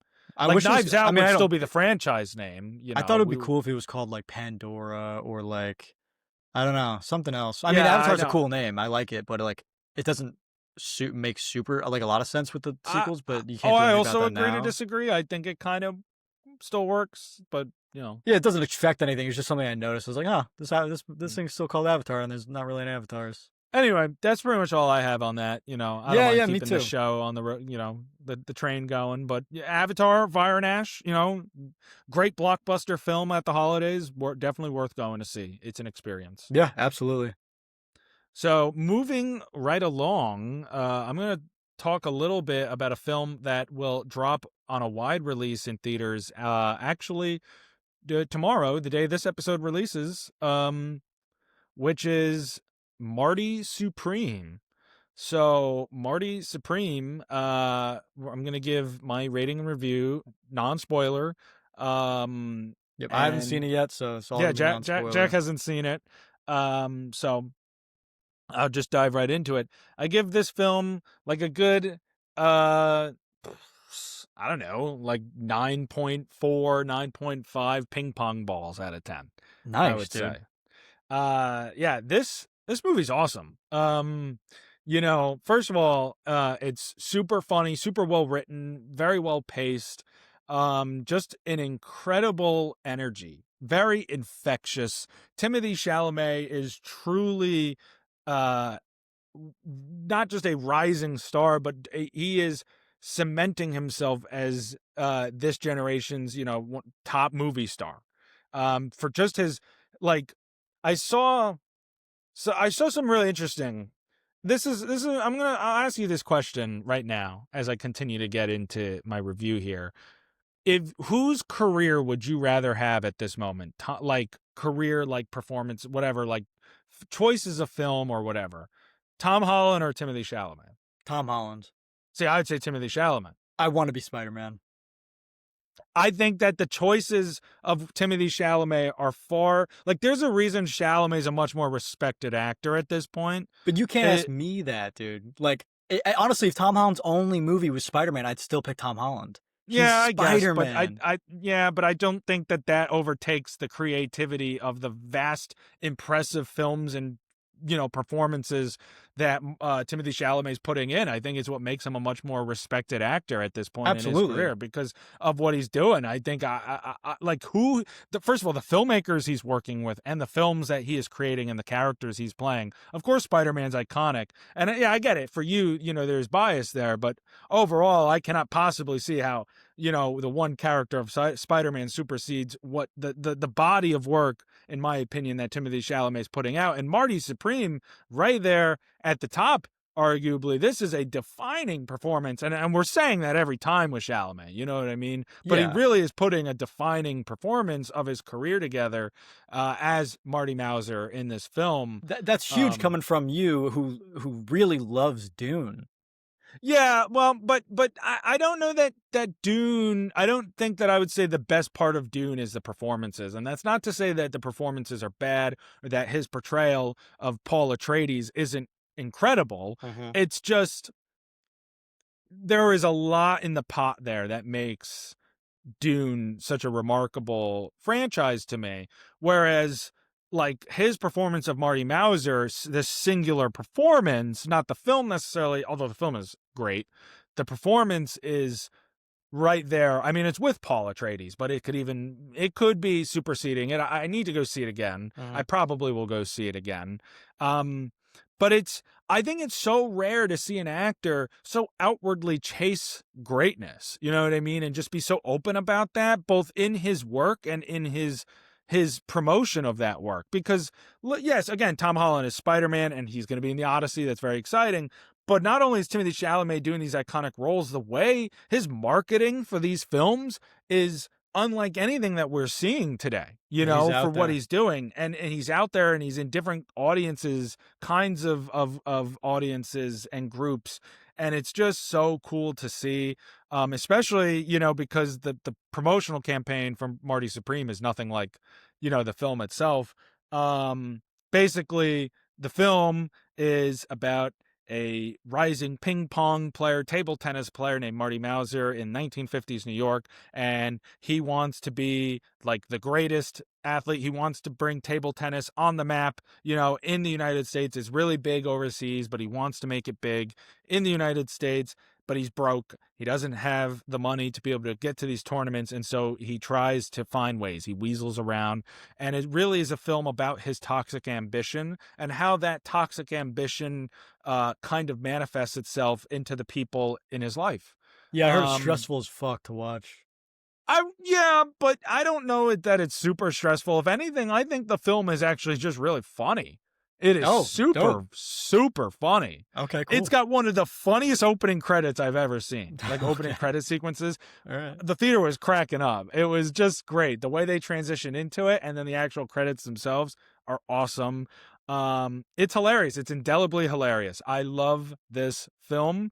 I think the screenplay, it's so well written and the cast is great. I mean, Timothy Chalamet really outshines. I don't think anyone else is doing, truly like insane work, but like Odessa Zion, she's really good in this film. Gwyneth Paltrow is pretty good. I think Tyler the Creator making his, kind of big screen debut, his acting debut, like that was really cool. He's really fun. He has one of the funniest scenes in this film.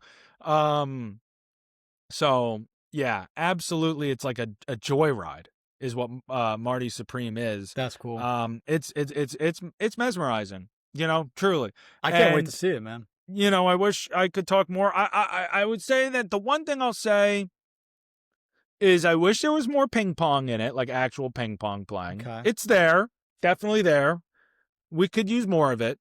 I won't say anything else, but that was probably my one complaint was, and look, the film is not really about that. It's not even really about him as a player so much as it is about his dreams and ambitions and his Mhm. his methods towards chasing it, and it just uses table tennis playing as the backdrop. But for that backdrop and that being his big ambition, it would have been nice to see a little more of him actually doing it instead of struggling to do it because he can't afford to sign up for it, which is, understandable. That's a big part of him, his journey. It's just a lot of the movie is him like, all right, I need to get there, and not as much of him us seeing it, Yeah. Okay. I see and that. especially because they're building up this suspense of him against this other really great player, which a lot of sports films, that's like the big opponent that you're building towards. And so it'd be cool, like, we know how great Marty Mauser is, we see it, I wish we saw more of it, but he's got other struggles, and we do spend a lot of time with those. And I think that the film makes up for that by really making it personal on that level. Yeah, I So mean, yeah, that makes sense. You want to see it to kind of justify his ambition, right, You're like, but then I mean, if this guy's super ambitious, it's like, well, is he right? Like, is he right to be I guess you can ambitious? ask that. Maybe the point is that we are left with that question, and or are we left with that question? You know what I mean? That's true. I mean, because I'm assuming the other characters kind of question his ambition too. And because I saw the clip where it's like, I can do great things. You just got to like you just wait. I'm going to do great things. Like he's convincing everyone around him that he can do great things. So maybe that is the point. Like we're questioning, is he actually able to achieve his dreams than everyone else is too? Right. So, and that I think that's a point for the film to make it at eventually along the way, that it tries to make. So, I would have liked to see more of it, but I understand, and it doesn't take away from how fun and impressive it was. It was a weird vibe because it takes place in the 50s, but Josh Safdie uses a lot of like 80s music. A lot of the needle drops are 80s, and it works. Okay. Like it All right. works. You know what I mean? It's weird. I don't know how it works, but it does. And a lot of credit belongs to Safdie. I mean, because he wrote this. Well, he co-wrote it. He directed it. And it's such an up-tempo film, truly. Really high energy pace. Like, I don't know if I would call it super stressful. I would just say it's very, very kinetic, So a lot of credit belongs to Safdie, and it's, in the year where his brother Benny releasing, the Smashing Machine, which is a fine movie. It was fine. And you watch Marty Supreme, and it's a great movie that's going to be contending at the Oscars. Yeah, big gap there in my opinion. Yeah, huge difference. So, this was a really fun atmosphere, about a man whose ego is through the roof. A lot of fun, very clever comedy, exhilarating story. A lot of funny, sequences and scenes. I'm excited to see it again. I'm excited for you to see it and to hear your thoughts. Yeah, I'll be seeing it this weekend probably. I mean, this is this is up there as one of the best films of the year for me. This is definitely one of the best films of the year. So did it crack your top 5? we'll find out when we go. At this point, we're close enough to our end of year episode Fair. that I'm gonna conceal that. Yeah, but, yeah. Stick around for next week, folks, because that's gonna be fun. We're talking about the whole year's worth of movies. It's gonna be a special episode. I'm assuming we're gonna do a ranking of our top whatever movies of the year, stuff like that. Well, I think we'll do some rankings. We're gonna do some awards. Yeah, it's gonna be a lot of fun. I can't wait. But yeah, I'm gonna conceal that for now. Fair. I mean, valid. you could go on my letterbox and see yourself. Yeah. I haven't checked. That's why I was just saying. But they're totally valid. But it is, I will say, one of the top films of the year. I mean, I've seen a lot of films. I've seen 59 films to be exact that came out this year. Dude, I think I also saw 59 films that came out this year. Really? Well, you're gonna see 60 when you see Marty Supreme. I saw 59. Yeah, that's crazy actually. And ours are not the same, obviously. No, a lot of different ones. But like I said, you're gonna hit 60. I don't know if I'm gonna get to 60 unless I see the SpongeBob movie. We've seen 30. I've seen 36 of the same movies as you. Oh yeah, I didn't. Yeah. How do you know that? On you go Letterboxd. on the list. Yeah. Wait, how many? I've seen 36 of your 59. Well, then you probably just saw where Marty Supreme is. Yeah, unless I'm you looking weren't at it. looking. I wasn't, but now I am because you just said that. Doesn't matter. I've seen 59% of yours. Wow. All right. I'm gonna still conceal it from the fans at home. Yeah. By fans, I mean Ed and Killian. Anyway, Yeah. so that's pretty much all I have on that without getting into spoilers. Okay. Great film. And Timothy Chalamet, should he win the Oscar? I don't know. It's gonna be tough, But if he does, what the fuck is your problem? Holy shit! You know what? Thanks for watching, guys. You said it like that. But yeah, if he does win, it would be justified. I would not be surprised if this is what finally gets Chalamet's first career Oscar. That'd be cool to see. That would definitely be a cool thing to be witnessing. Moving along, I'll speed through this next one just for the sake of time, I guess. But I wanted to talk a little bit about the first season of It, Welcome to Derry. I know you haven't seen it yet. You've seen the It films, though. I have. Yeah. Dude, did you see that James Ransone from the second one killed himself? Yeah, I did. That's tragic. Very unfortunate. R.I.P. to him. He was great. He was great in It Chapter 2 as adult Eddie. I loved him. Yeah. No, I did see that, actually. I forgot about that. But no, rest in peace to him, of course. Yeah. And no, but I mean, It, Welcome to Derry, fantastic. Oh my God. I mean, better than I expected, really. All right, so I'll go ratings and non-spoiler review for this. I would give this one like 9 balloons out of 10. You know, this show really hit the ground running right from episode 1 for me, just by, its shock value and its, genuine ability to kind of be creepy. I think people try to measure horror and be like, oh, I wasn't scared, but what does that even really mean? Like, I mean, I don't, because I don't really jump, you know what I mean? No one, obviously that's not really. I mean, there's different, suspense, there's different kinds, thrill, right? Yeah. This absolutely nails the suspense and thrill. It creates such a really fun to watch environment in Derry. I mean, it is getting murdered. You're like, this is sick. Well, yeah, but I mean, it's like horror no, can be fun. It's not real. But yeah, it's this really, fun environment to explore in Derry. I love the connections to other Stephen King projects, and obviously having Dick Halloran as a character is really cool. Chris Chalk plays him very well. The whole cast is great. But I mean, this just it doesn't pull its punches. The show doesn't pull its punches at all. Like I said, hits the ground running from the first episode. It's produced very well. Andy Muschietti, I think, does a really great job with this. I know The Flash sucks, but he can work in this realm, and I think this is one of my favorite things that he has done is this show, and just the vibe of 1962, and obviously it jumps backwards to the 30s. We get a little backstory at times, and there's 2 more seasons planned. It was already no way, really. Well, it was always planned as a 3-season arc. That's sick. It's going back in time from 1962 to 1930, like something 8 maybe 1937 to 1908, something like that. It's going back in time. Yeah. To reveal the origin. Every 27 years, yeah. Yeah, it's every 27 years. I just don't feel like doing the math. I know the last one's 1908. Because we do get bits and pieces in this season, but the main focus is in 1962.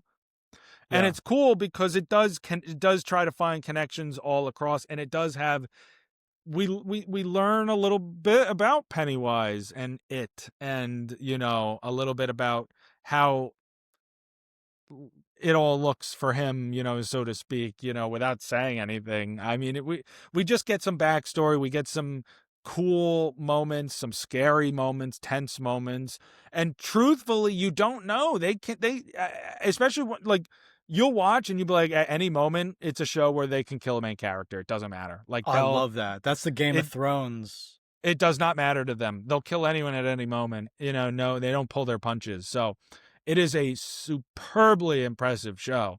Definitely one of my favorites of the year. When we do our next week, I'm also going to go over some of my favorite shows of the year. I mean, obviously, it won't be the same extent that we talk movies, but definitely would like to go through some of the best shows of the year, too.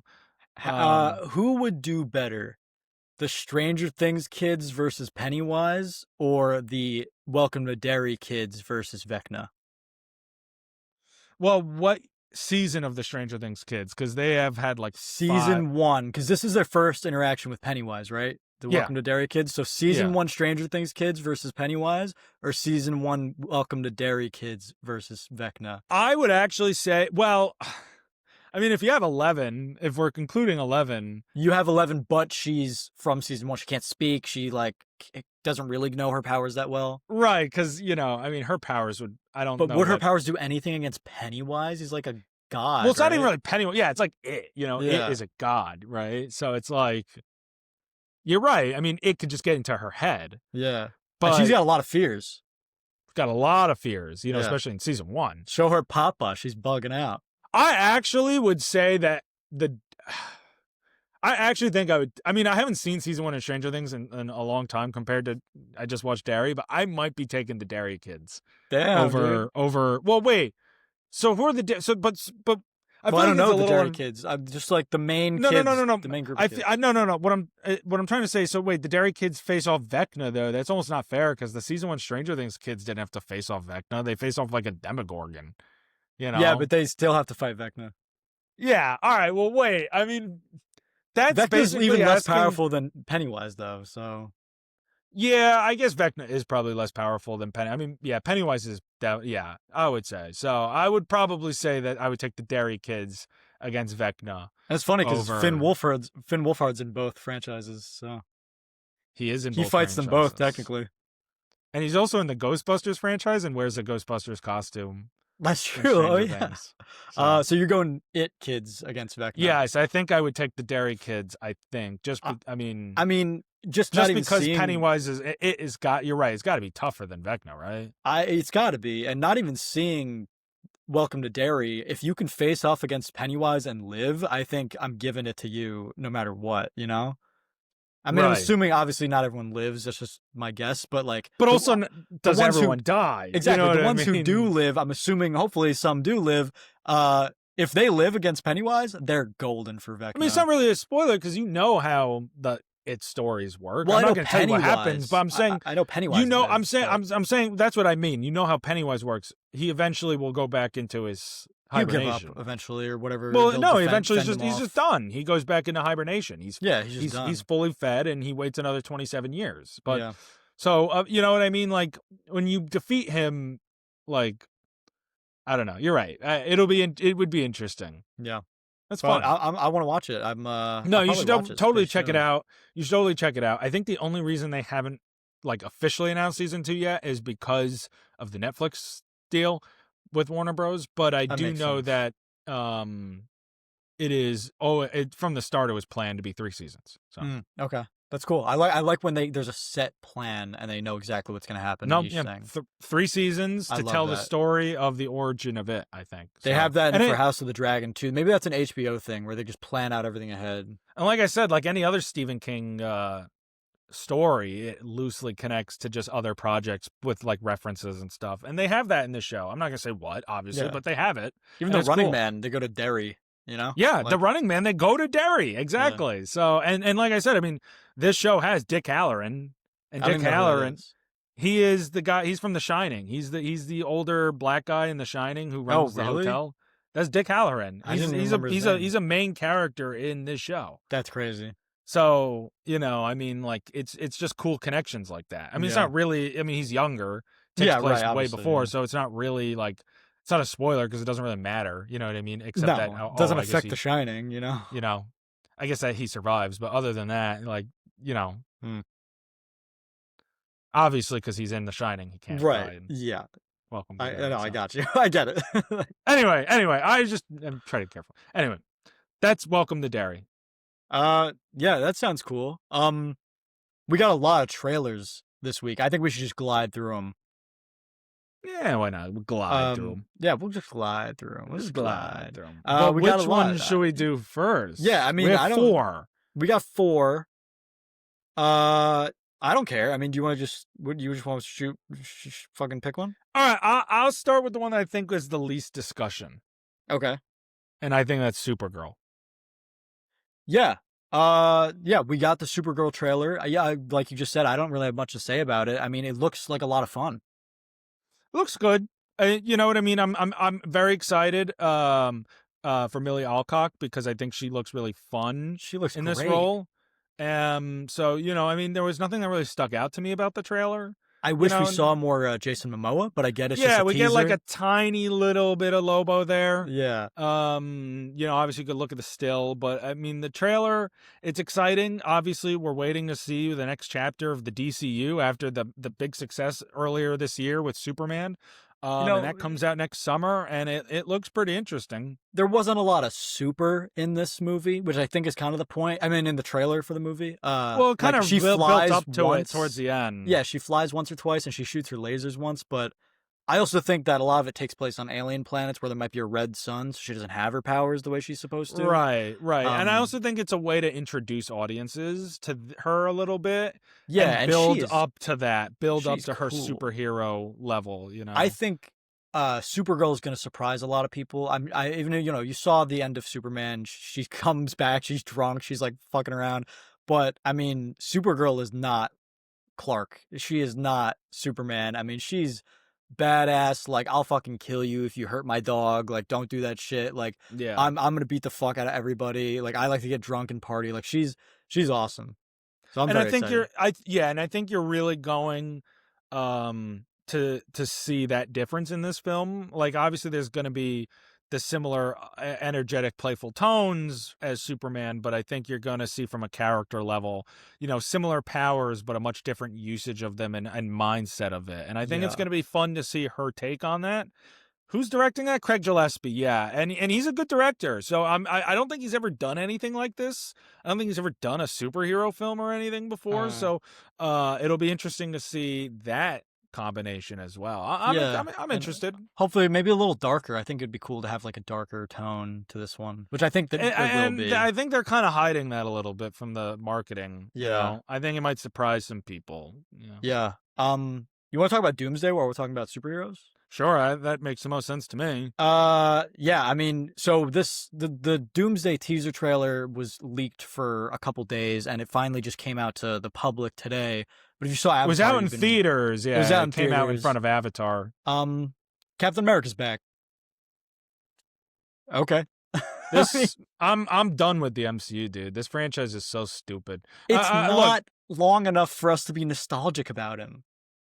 but even then, like it just they're constantly. I just think it's this. It's kind of similar to the idea of how comic books themselves work. This idea that you just undo something that's been done and undo a permanence for a safety, right? Like obviously we know the truth behind Marvel. We know where the things have been for the MCU, their original plans. This was not their original plan. Anyone who tries to convince this was obviously not what they were going to do. They're Yeah. bringing these guys back because they're desperate. And Chris Evans, even like you could say for him, I mean, it's a good money. Same with Robert Downey Jr. And Yeah, for Chris I Evans, would say yes. post MCU career hasn't gone that well. But from a story point, do we need this? Do we even want this? Is this even going to be good? Like I just don't. I mean, it feels like. And here, my take here is that Avengers Endgame is one of is starting to age poorly, and it's starting to age poorly Yes. because of Marvel themselves. Yes. I don't want to say that it's a bad decision to bring these people back yet because I trust the Russos to cook. They have not made a bad film with the MCU. Their worst film, in my But opinion, have is they made a probably good film outside the MCU ever? no, they know these characters. Their worst film is probably Civil War to me personally, and I fucking love that movie. But I do think you're right. As of now, and with the information we have now, to me it does I can't conceive of a way where this doesn't ruin Avengers Endgame or the ending of for these characters in Endgame, or really hurt that movie. I hope the Russos can think of a way to make it not hurt that movie, but I personally cannot find a But way I'm where it just doesn't worried that hurt Endgame. I like there's a realistic scenario where we watch it and go, this is cool. It still ruins it though. Like it can be fun to watch and Yes. still be like, this undoes the good storytelling you guys did over 10 years worth of, for the MCU. But, even the storytelling between Infinity War and Endgame, like, it just feels like it's undermining it. Especially think about all the characters that we have not really gotten to explore. Like Shang-Chi's supposed to be in this or be a big part. He like Simu Liu was like, oh, I'm getting a new suit and everything. We haven't even seen your character in years, dude. Like No. actual years. Like, you know what I mean? Like we had seen Captain America every couple years, Thor every couple years, Iron Man every couple years. Like we haven't seen these characters, and now suddenly we got this big thing, and you're taking attention away for Captain America, whose story should be finished, Thor, whose story has gone off the rails Oh, anyway. You're bringing Robert Downey Jr. back. We all know that he was Iron Man. Like I Dude, just feel like the whole thing is cheap, and in my opinion, Doomsday feels like a slow car crash that we're watching in real time. it's Like a I don't think it's huge gonna be good. I it's a don't. huge fuck you to all the new characters they've spent the last 7 years building up to, because by the time this comes out, it'll be 7 years since Endgame. The last 7 years of characters, Shang-Chi, um, the Thunderbolts, the Fantastic Four, all these people, the new Black Panther, Shuri, all these characters that they spent the last years being like, this is the new Avengers. Huge fuck you to them. Hey, our big reveals: Rob Downey Jr., Chris Evans. Like Yeah, they, there is they also no surprise element anymore. Anthony Mackie's getting ass fucked. Like he had one movie to shine as Captain America. That is so. Now there's gonna And be it three sucked, Captain Americas in this movie. and it was a You have John terrible movie. Walker, Steve Rogers, and Sam Wilson. Like, what is this? I'm curious because you're obviously the bigger fan here of Marvel of the two of us. Do you actually expect it to be a good movie? Like as of now, I know you're hopeful. That's fair. You should be. But do you expect it to be, based on everything we know and seen? I expect it to be okay. Like, That's I don't fair. expect this to be at the level of, and honestly, I expect it to be like a Age of Ultron, maybe even a little worse. That kind of level of, this is a good, fun movie. I'm having a good time watching it, but it's not Infinity War. It's not the first Avengers. Right. It's not Endgame. There was a time where Kevin Feige had everybody in like the palm of his hand. Oh yeah, I mean, those days are gone. And every movie coming out was, I'm excited, but now this movie's coming out, I'm just confused. I'm like, what is gonna happen? It is what's going on? What's happening? They're very tight-lipped about a bunch of stuff. Sure, no one even knows the plot, but it's really like, what are you doing? And how much do we? I'll be honest. I don't think Spider-Man: Brand New Day is really going to connect that much to it, as much as people may think, because he's not even really going to be. I don't think he's even going to be in Doomsday. End credit scene at most. At most. So it's going to be his own adventure. So like we're waiting until it comes out a year from now to really understand what's even going on. Yeah. And look, if you ask me, with Dune coming out the same month, there's no way Doomsday. I mean, Doomsday's gonna make more money, but there's no way Doomsday's gonna be the better movie. I'd be shocked. And you're a bigger Marvel fan, but even you got to say at this point in time, as of December 2025, I'm expecting Dune has got to like be Dune Messiah more. better. Yeah, but it's the finishing of a trilogy compared to whatever this is. We're talking about the trailer, and this trailer didn't make me excited. It made me confused because, again, it's not enough time it's not the Toby and Andrew effect, we just saw this guy like 6 years ago. Like I don't know. And also, it's not like Toby and Andrew got good send-offs, you know what I mean? So it made their returns almost more full, whereas exactly Steve Rogers got a very nice completed story. Yeah. He never needed to come back again. So that's what it is. It's crazy. Anyway, yeah. So we'll see. Another film that comes out, so besides some superhero films, we're getting some films from some pretty big filmmakers next year. I'll go with Steven Spielberg first. Disclosure Day. We got a name for this movie finally. Disclosure Day. Yeah. Coming out next summer. We got a trailer. It's his new like sci-fi alien film. What did you think of this? Yeah, we've been calling it like the Spielberg UFO movie for the last couple of years. Yeah. It looks fine. I mean, they don't really reveal much about what it is, really. But that's good. Like that's a good thing. It looks fine. I think he's gonna edge us the whole movie and not show a single alien till maybe just the end. Have you seen any of his other alien movies ever? Like I've seen War of the Worlds. I've seen War of the Worlds. Yeah, I think this one just has a different vibe where it's like it's giving me like Close Encounters. This one. Yeah. Close Encounters of the Third Kind. It's very much like the human perspective of it, and I don't think we're gonna see a lot of aliens, which could be cool. Could be disappointing. But I don't know. I mean, you see some of these like CG animals at the end, and the one sentence that really got me is like he made this whole universe like just for us or something. I'm like, some people online were saying it felt like a conventional alien film. I don't think we know much of what's going on yet, but I don't think I would call it I conventional wouldn't just use that based on what we word. see. Yeah, I it looks mean, we different got for sure. it looks different, and I don't like especially you got the stuff with Emily Blunt, the language stuff, almost this idea of like a hive mind situation possible. Yeah, But yeah. then you obviously have this idea of full disclosure, what's going on with Josh O'Connor, his pupils, like what is he doing even? Yeah, bro was And like then on obviously drugs or something. the animals, and it's got a great cast. Emily Blunt, Josh O'Connor, Coleman Domingo, Wyatt Russell's one of the Captain Americas is going to be in this movie. So look, I trust Steven Spielberg. I Yeah, trust him. And I I think that Alien is like his forte, right? You know? yeah, I don't have any reservations from the trailer. Not like I did with Doomsday. Doomsday made me be like, oh, this might be worse than I thought. This I Yeah. don't really have any speculations about this. They just haven't shown enough, which is good. Yeah, which is great because we'll learn more as we go. Yeah. But I mean, it's Steven Spielberg, and we're getting a lot of iconic filmmakers next year. Obviously, him. We talked about, Dune, Denis Villeneuve, and then of course we got one more, and that's Christopher Nolan coming off the success of Oppenheimer, coming out with The Odyssey, and we got our first look at it. We got some trailers, we got some in-theater teasers, so we're starting to really get some footage and posters here. We'll start with the online trailer. What did you think of that? This is gonna be huge, man.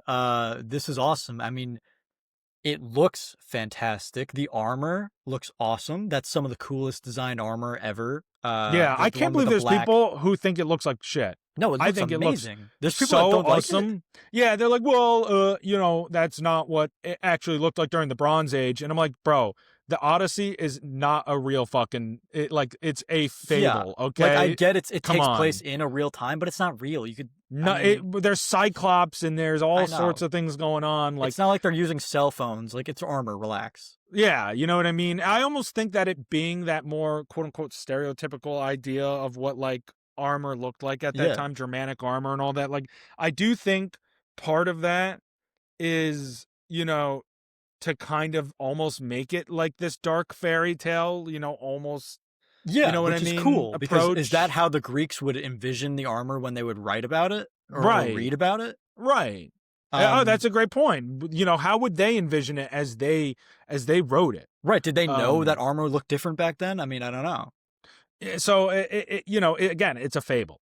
It's a Greek fable. So I think that people need to slow their about mythological gods and monsters, and I think people need to scale back that overreaction of historical accuracy for the Odyssey. Yeah, That seems relax. a little silly to me. I think it looks fantastic, dude. I know. Um, And I'm kind of excited that there wasn't, I mean, we talked about this before the episode. There wasn't a lot of the mystical stuff in this movie. I mean, you see the Cyclops for a second, you see Polyphemus for like yeah. not even 5 seconds. But I like that they're keeping that hidden because that is the big reveal stuff. The sirens, uh, Scylla and Charybdis. I think that's not the Iliad, that's the Odyssey. Um, But even then, this Odyssey that Christopher Nolan is making is clearly not a direct adaptation of the Odyssey. He is pulling from some other mythological works as yeah. well. But exactly why I'm so So, excited to see what kind of crazy shit happens. and that's why I think people need to realize too. This is also like Robert Pattinson, who is in the movie. He's in it, yeah. This is Christopher Nolan's Odyssey. This is not just I know he's not calling it that, but it's like his version of the Odyssey. So I think Yeah. people need to understand that as well. But we're also starting to learn more of the characters who people are playing. We saw Benny Safdie in the trailer. Oh, really? I didn't even notice him. He is who is Matt Damon talking to in the beginning again? I have no idea. You know who he's talking to in the beginning with the helmet though? Yeah, yeah. That was Benny Safdie under the helmet. Yeah. Oh, I didn't even notice the face. I didn't know that until I heard after that they were like, yeah, that's Benny Safdie. Oh, really? Oh, Oh, shit, yeah. yeah. We see Anne Hathaway. We see Anne Which is Hathaway. We nice. haven't seen Zendaya as Athena yet. No, and we haven't seen Lupita Nyong'o. Lupita Nyong'o, and we haven't seen Robert Pattinson. Well, no, we did. I think we saw him in a still Really? I didn't. online. I think a still came out with Robert Pattinson. Yeah, I definitely saw that. I But missed that. we didn't see him in the trailer. No, they did John release him Bernthal in- in this trailer either. No, there is in the shot in the horse. He in was there. in the horse Yeah. in the Trojan horse. Yeah. I missed that. I was looking at the guy getting stabbed. Yeah, he's in there. You know how I know that though? This is a good segue. So I told you when I went to go see Avatar, and anyone out there who saw Avatar on time, got there early enough, saw this. There was like somewhere between 4 to 6 minutes worth of footage shown, and it's really so you see a moment in the horse. Obviously, we know that is the siege of Troy. Yeah. We see a lot more of that, like the footage of that, I like, was but hoping not that the would be the actual scene. siege, not like the siege itself, but like leading up to it. They're like showing us the In the tension horse? in the horse of them Oh, dragging that's the gonna be my horse favorite onto scene of the movie, on. dude. Like we saw more footage of like Matt Damon and John Bernthal in there as they're dragging the horse on the shore, Okay. and so we see like a whole bunch of that, and it cuts in some other stuff, but it's mostly just that. And they're like trying to get into the city, and then it ends with them in the city, and it's like the beginning of the siege, and that's where the footage ends. That's And it so was so cool. fucking sick. Oh god, this is gonna be And such a good I'm movie. so excited. I was like, dude, this might be my favorite movie ever already. Like, It's this gonna is be actually so so nuts. good. It might be the first time ever that a Spider-Man movie is going to come out that won't be your favorite movie at that moment. It's so very possible. Um, Because you're it right. When I brought up the other scenario, you're right. I should have known you would still pick Spider-Man. I will actually maybe be surprised if Brand New Day is higher for you than the Odyssey. No, you're so right that I love Spider-Man, my favorite fictional anything character, anything franchise, whatever, anything, Spider-Man. The Odyssey is the most excited I've been about a movie in so long. I'm so hyped for this, way more than Spider-Man, way more than Doomsday. I'm excited for both, but the Odyssey is just another level of excitement. Yeah, dude. It's And it's you know what? You're seeing, obviously, Christopher Nolan with the massive success of Oppenheimer, all the money and accolades that movie, achieved.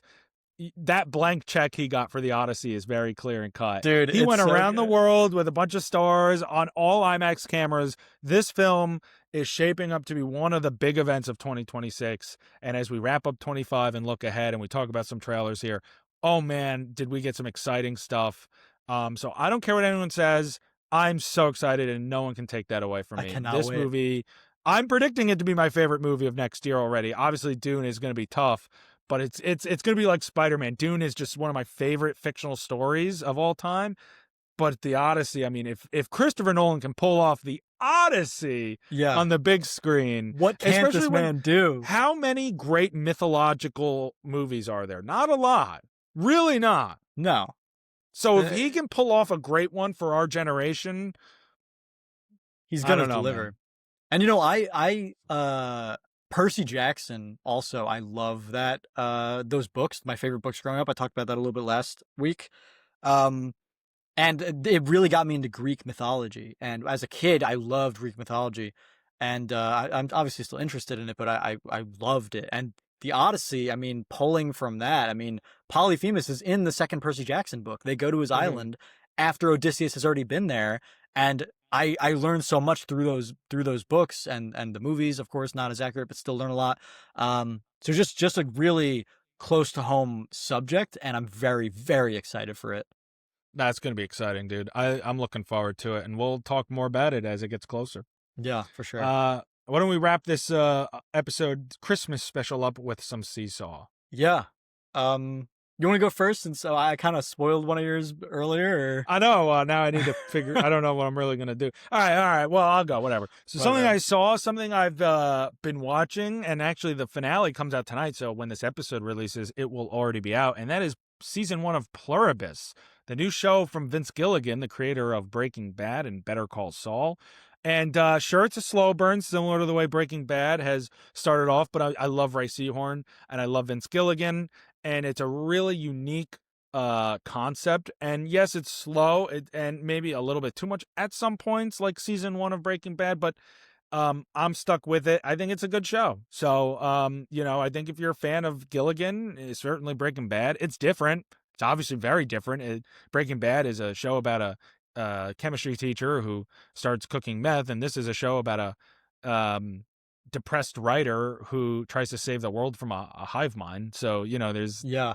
like different, very different, but that's what I love to see from creators and artists. I'd Is love to hear maybe after the when we talk about like the shows of the year, maybe next week or Mhm. whatever, where the pilot season of of this show stands with Better Call Saul's first season and Breaking Bad's first season. Yes, yeah. Well, I'm still an episode behind, Yeah, so yeah. if you So include, yeah, so maybe I have next week. 2 more episodes to watch, but by next week I'm sure I'll be caught up, and we'll see where Pluribus itself lies on all the TV shows of the year that I've seen.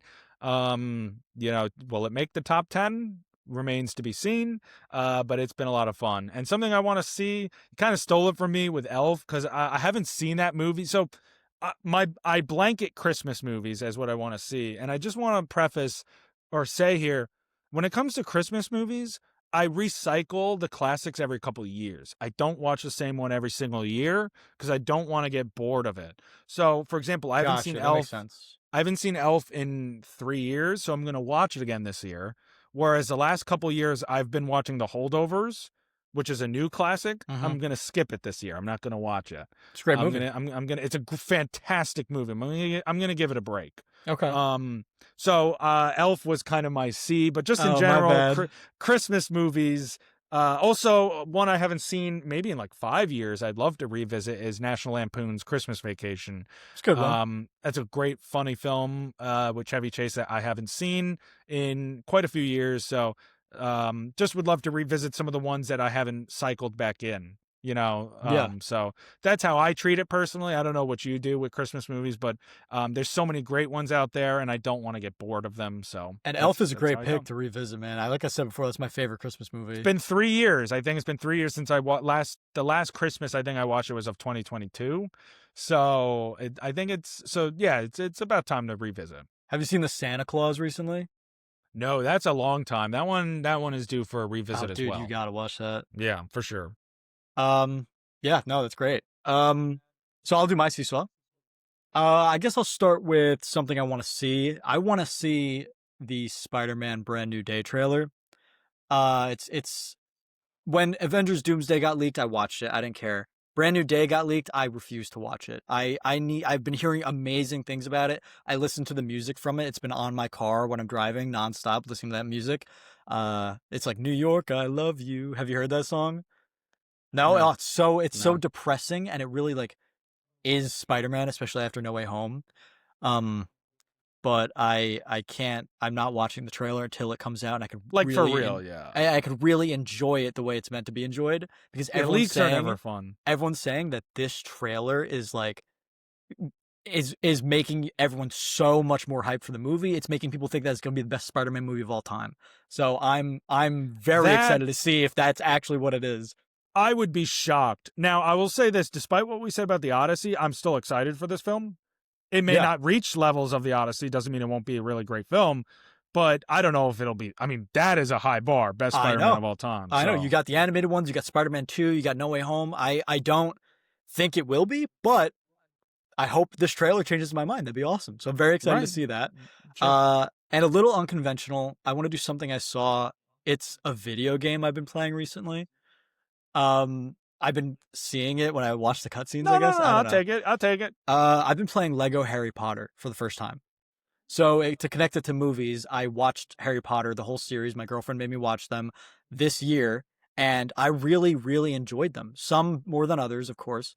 And when I was a kid, I played Lego Harry Potter, but I never understood what the hell was happening because I never saw the movies. I was like, what the fuck is Wingardium Leviosa? You know what I mean? Yeah. So now I'm playing them again with her, and we're having such a good time. I'm loving it. I'm having a blast. Lego Harry Potter years 1 through 4, and then when we finish that, we're gonna go through years 5 through 7. And something I wanted to ask you is one: do you enjoy the Lego games at all? Have you played the Lego games? Lego Star Wars? Sure. Lego Star Wars is an incredible game. I played the complete saga, and it was fantastic. Is there? Oh, it's so good. That's the best Lego game. Is Lego Complete Saga. Is there a Lego game that you would want, or a franchise, a movie, a show, a book, anything that you think would be a perfect Lego game? Sure. I was going to ask you this when you brought it up too, so I wanted your answer. I think a Lego James Bond would be so fun. That's cool. I think it's never been touched. They've never even thought of that.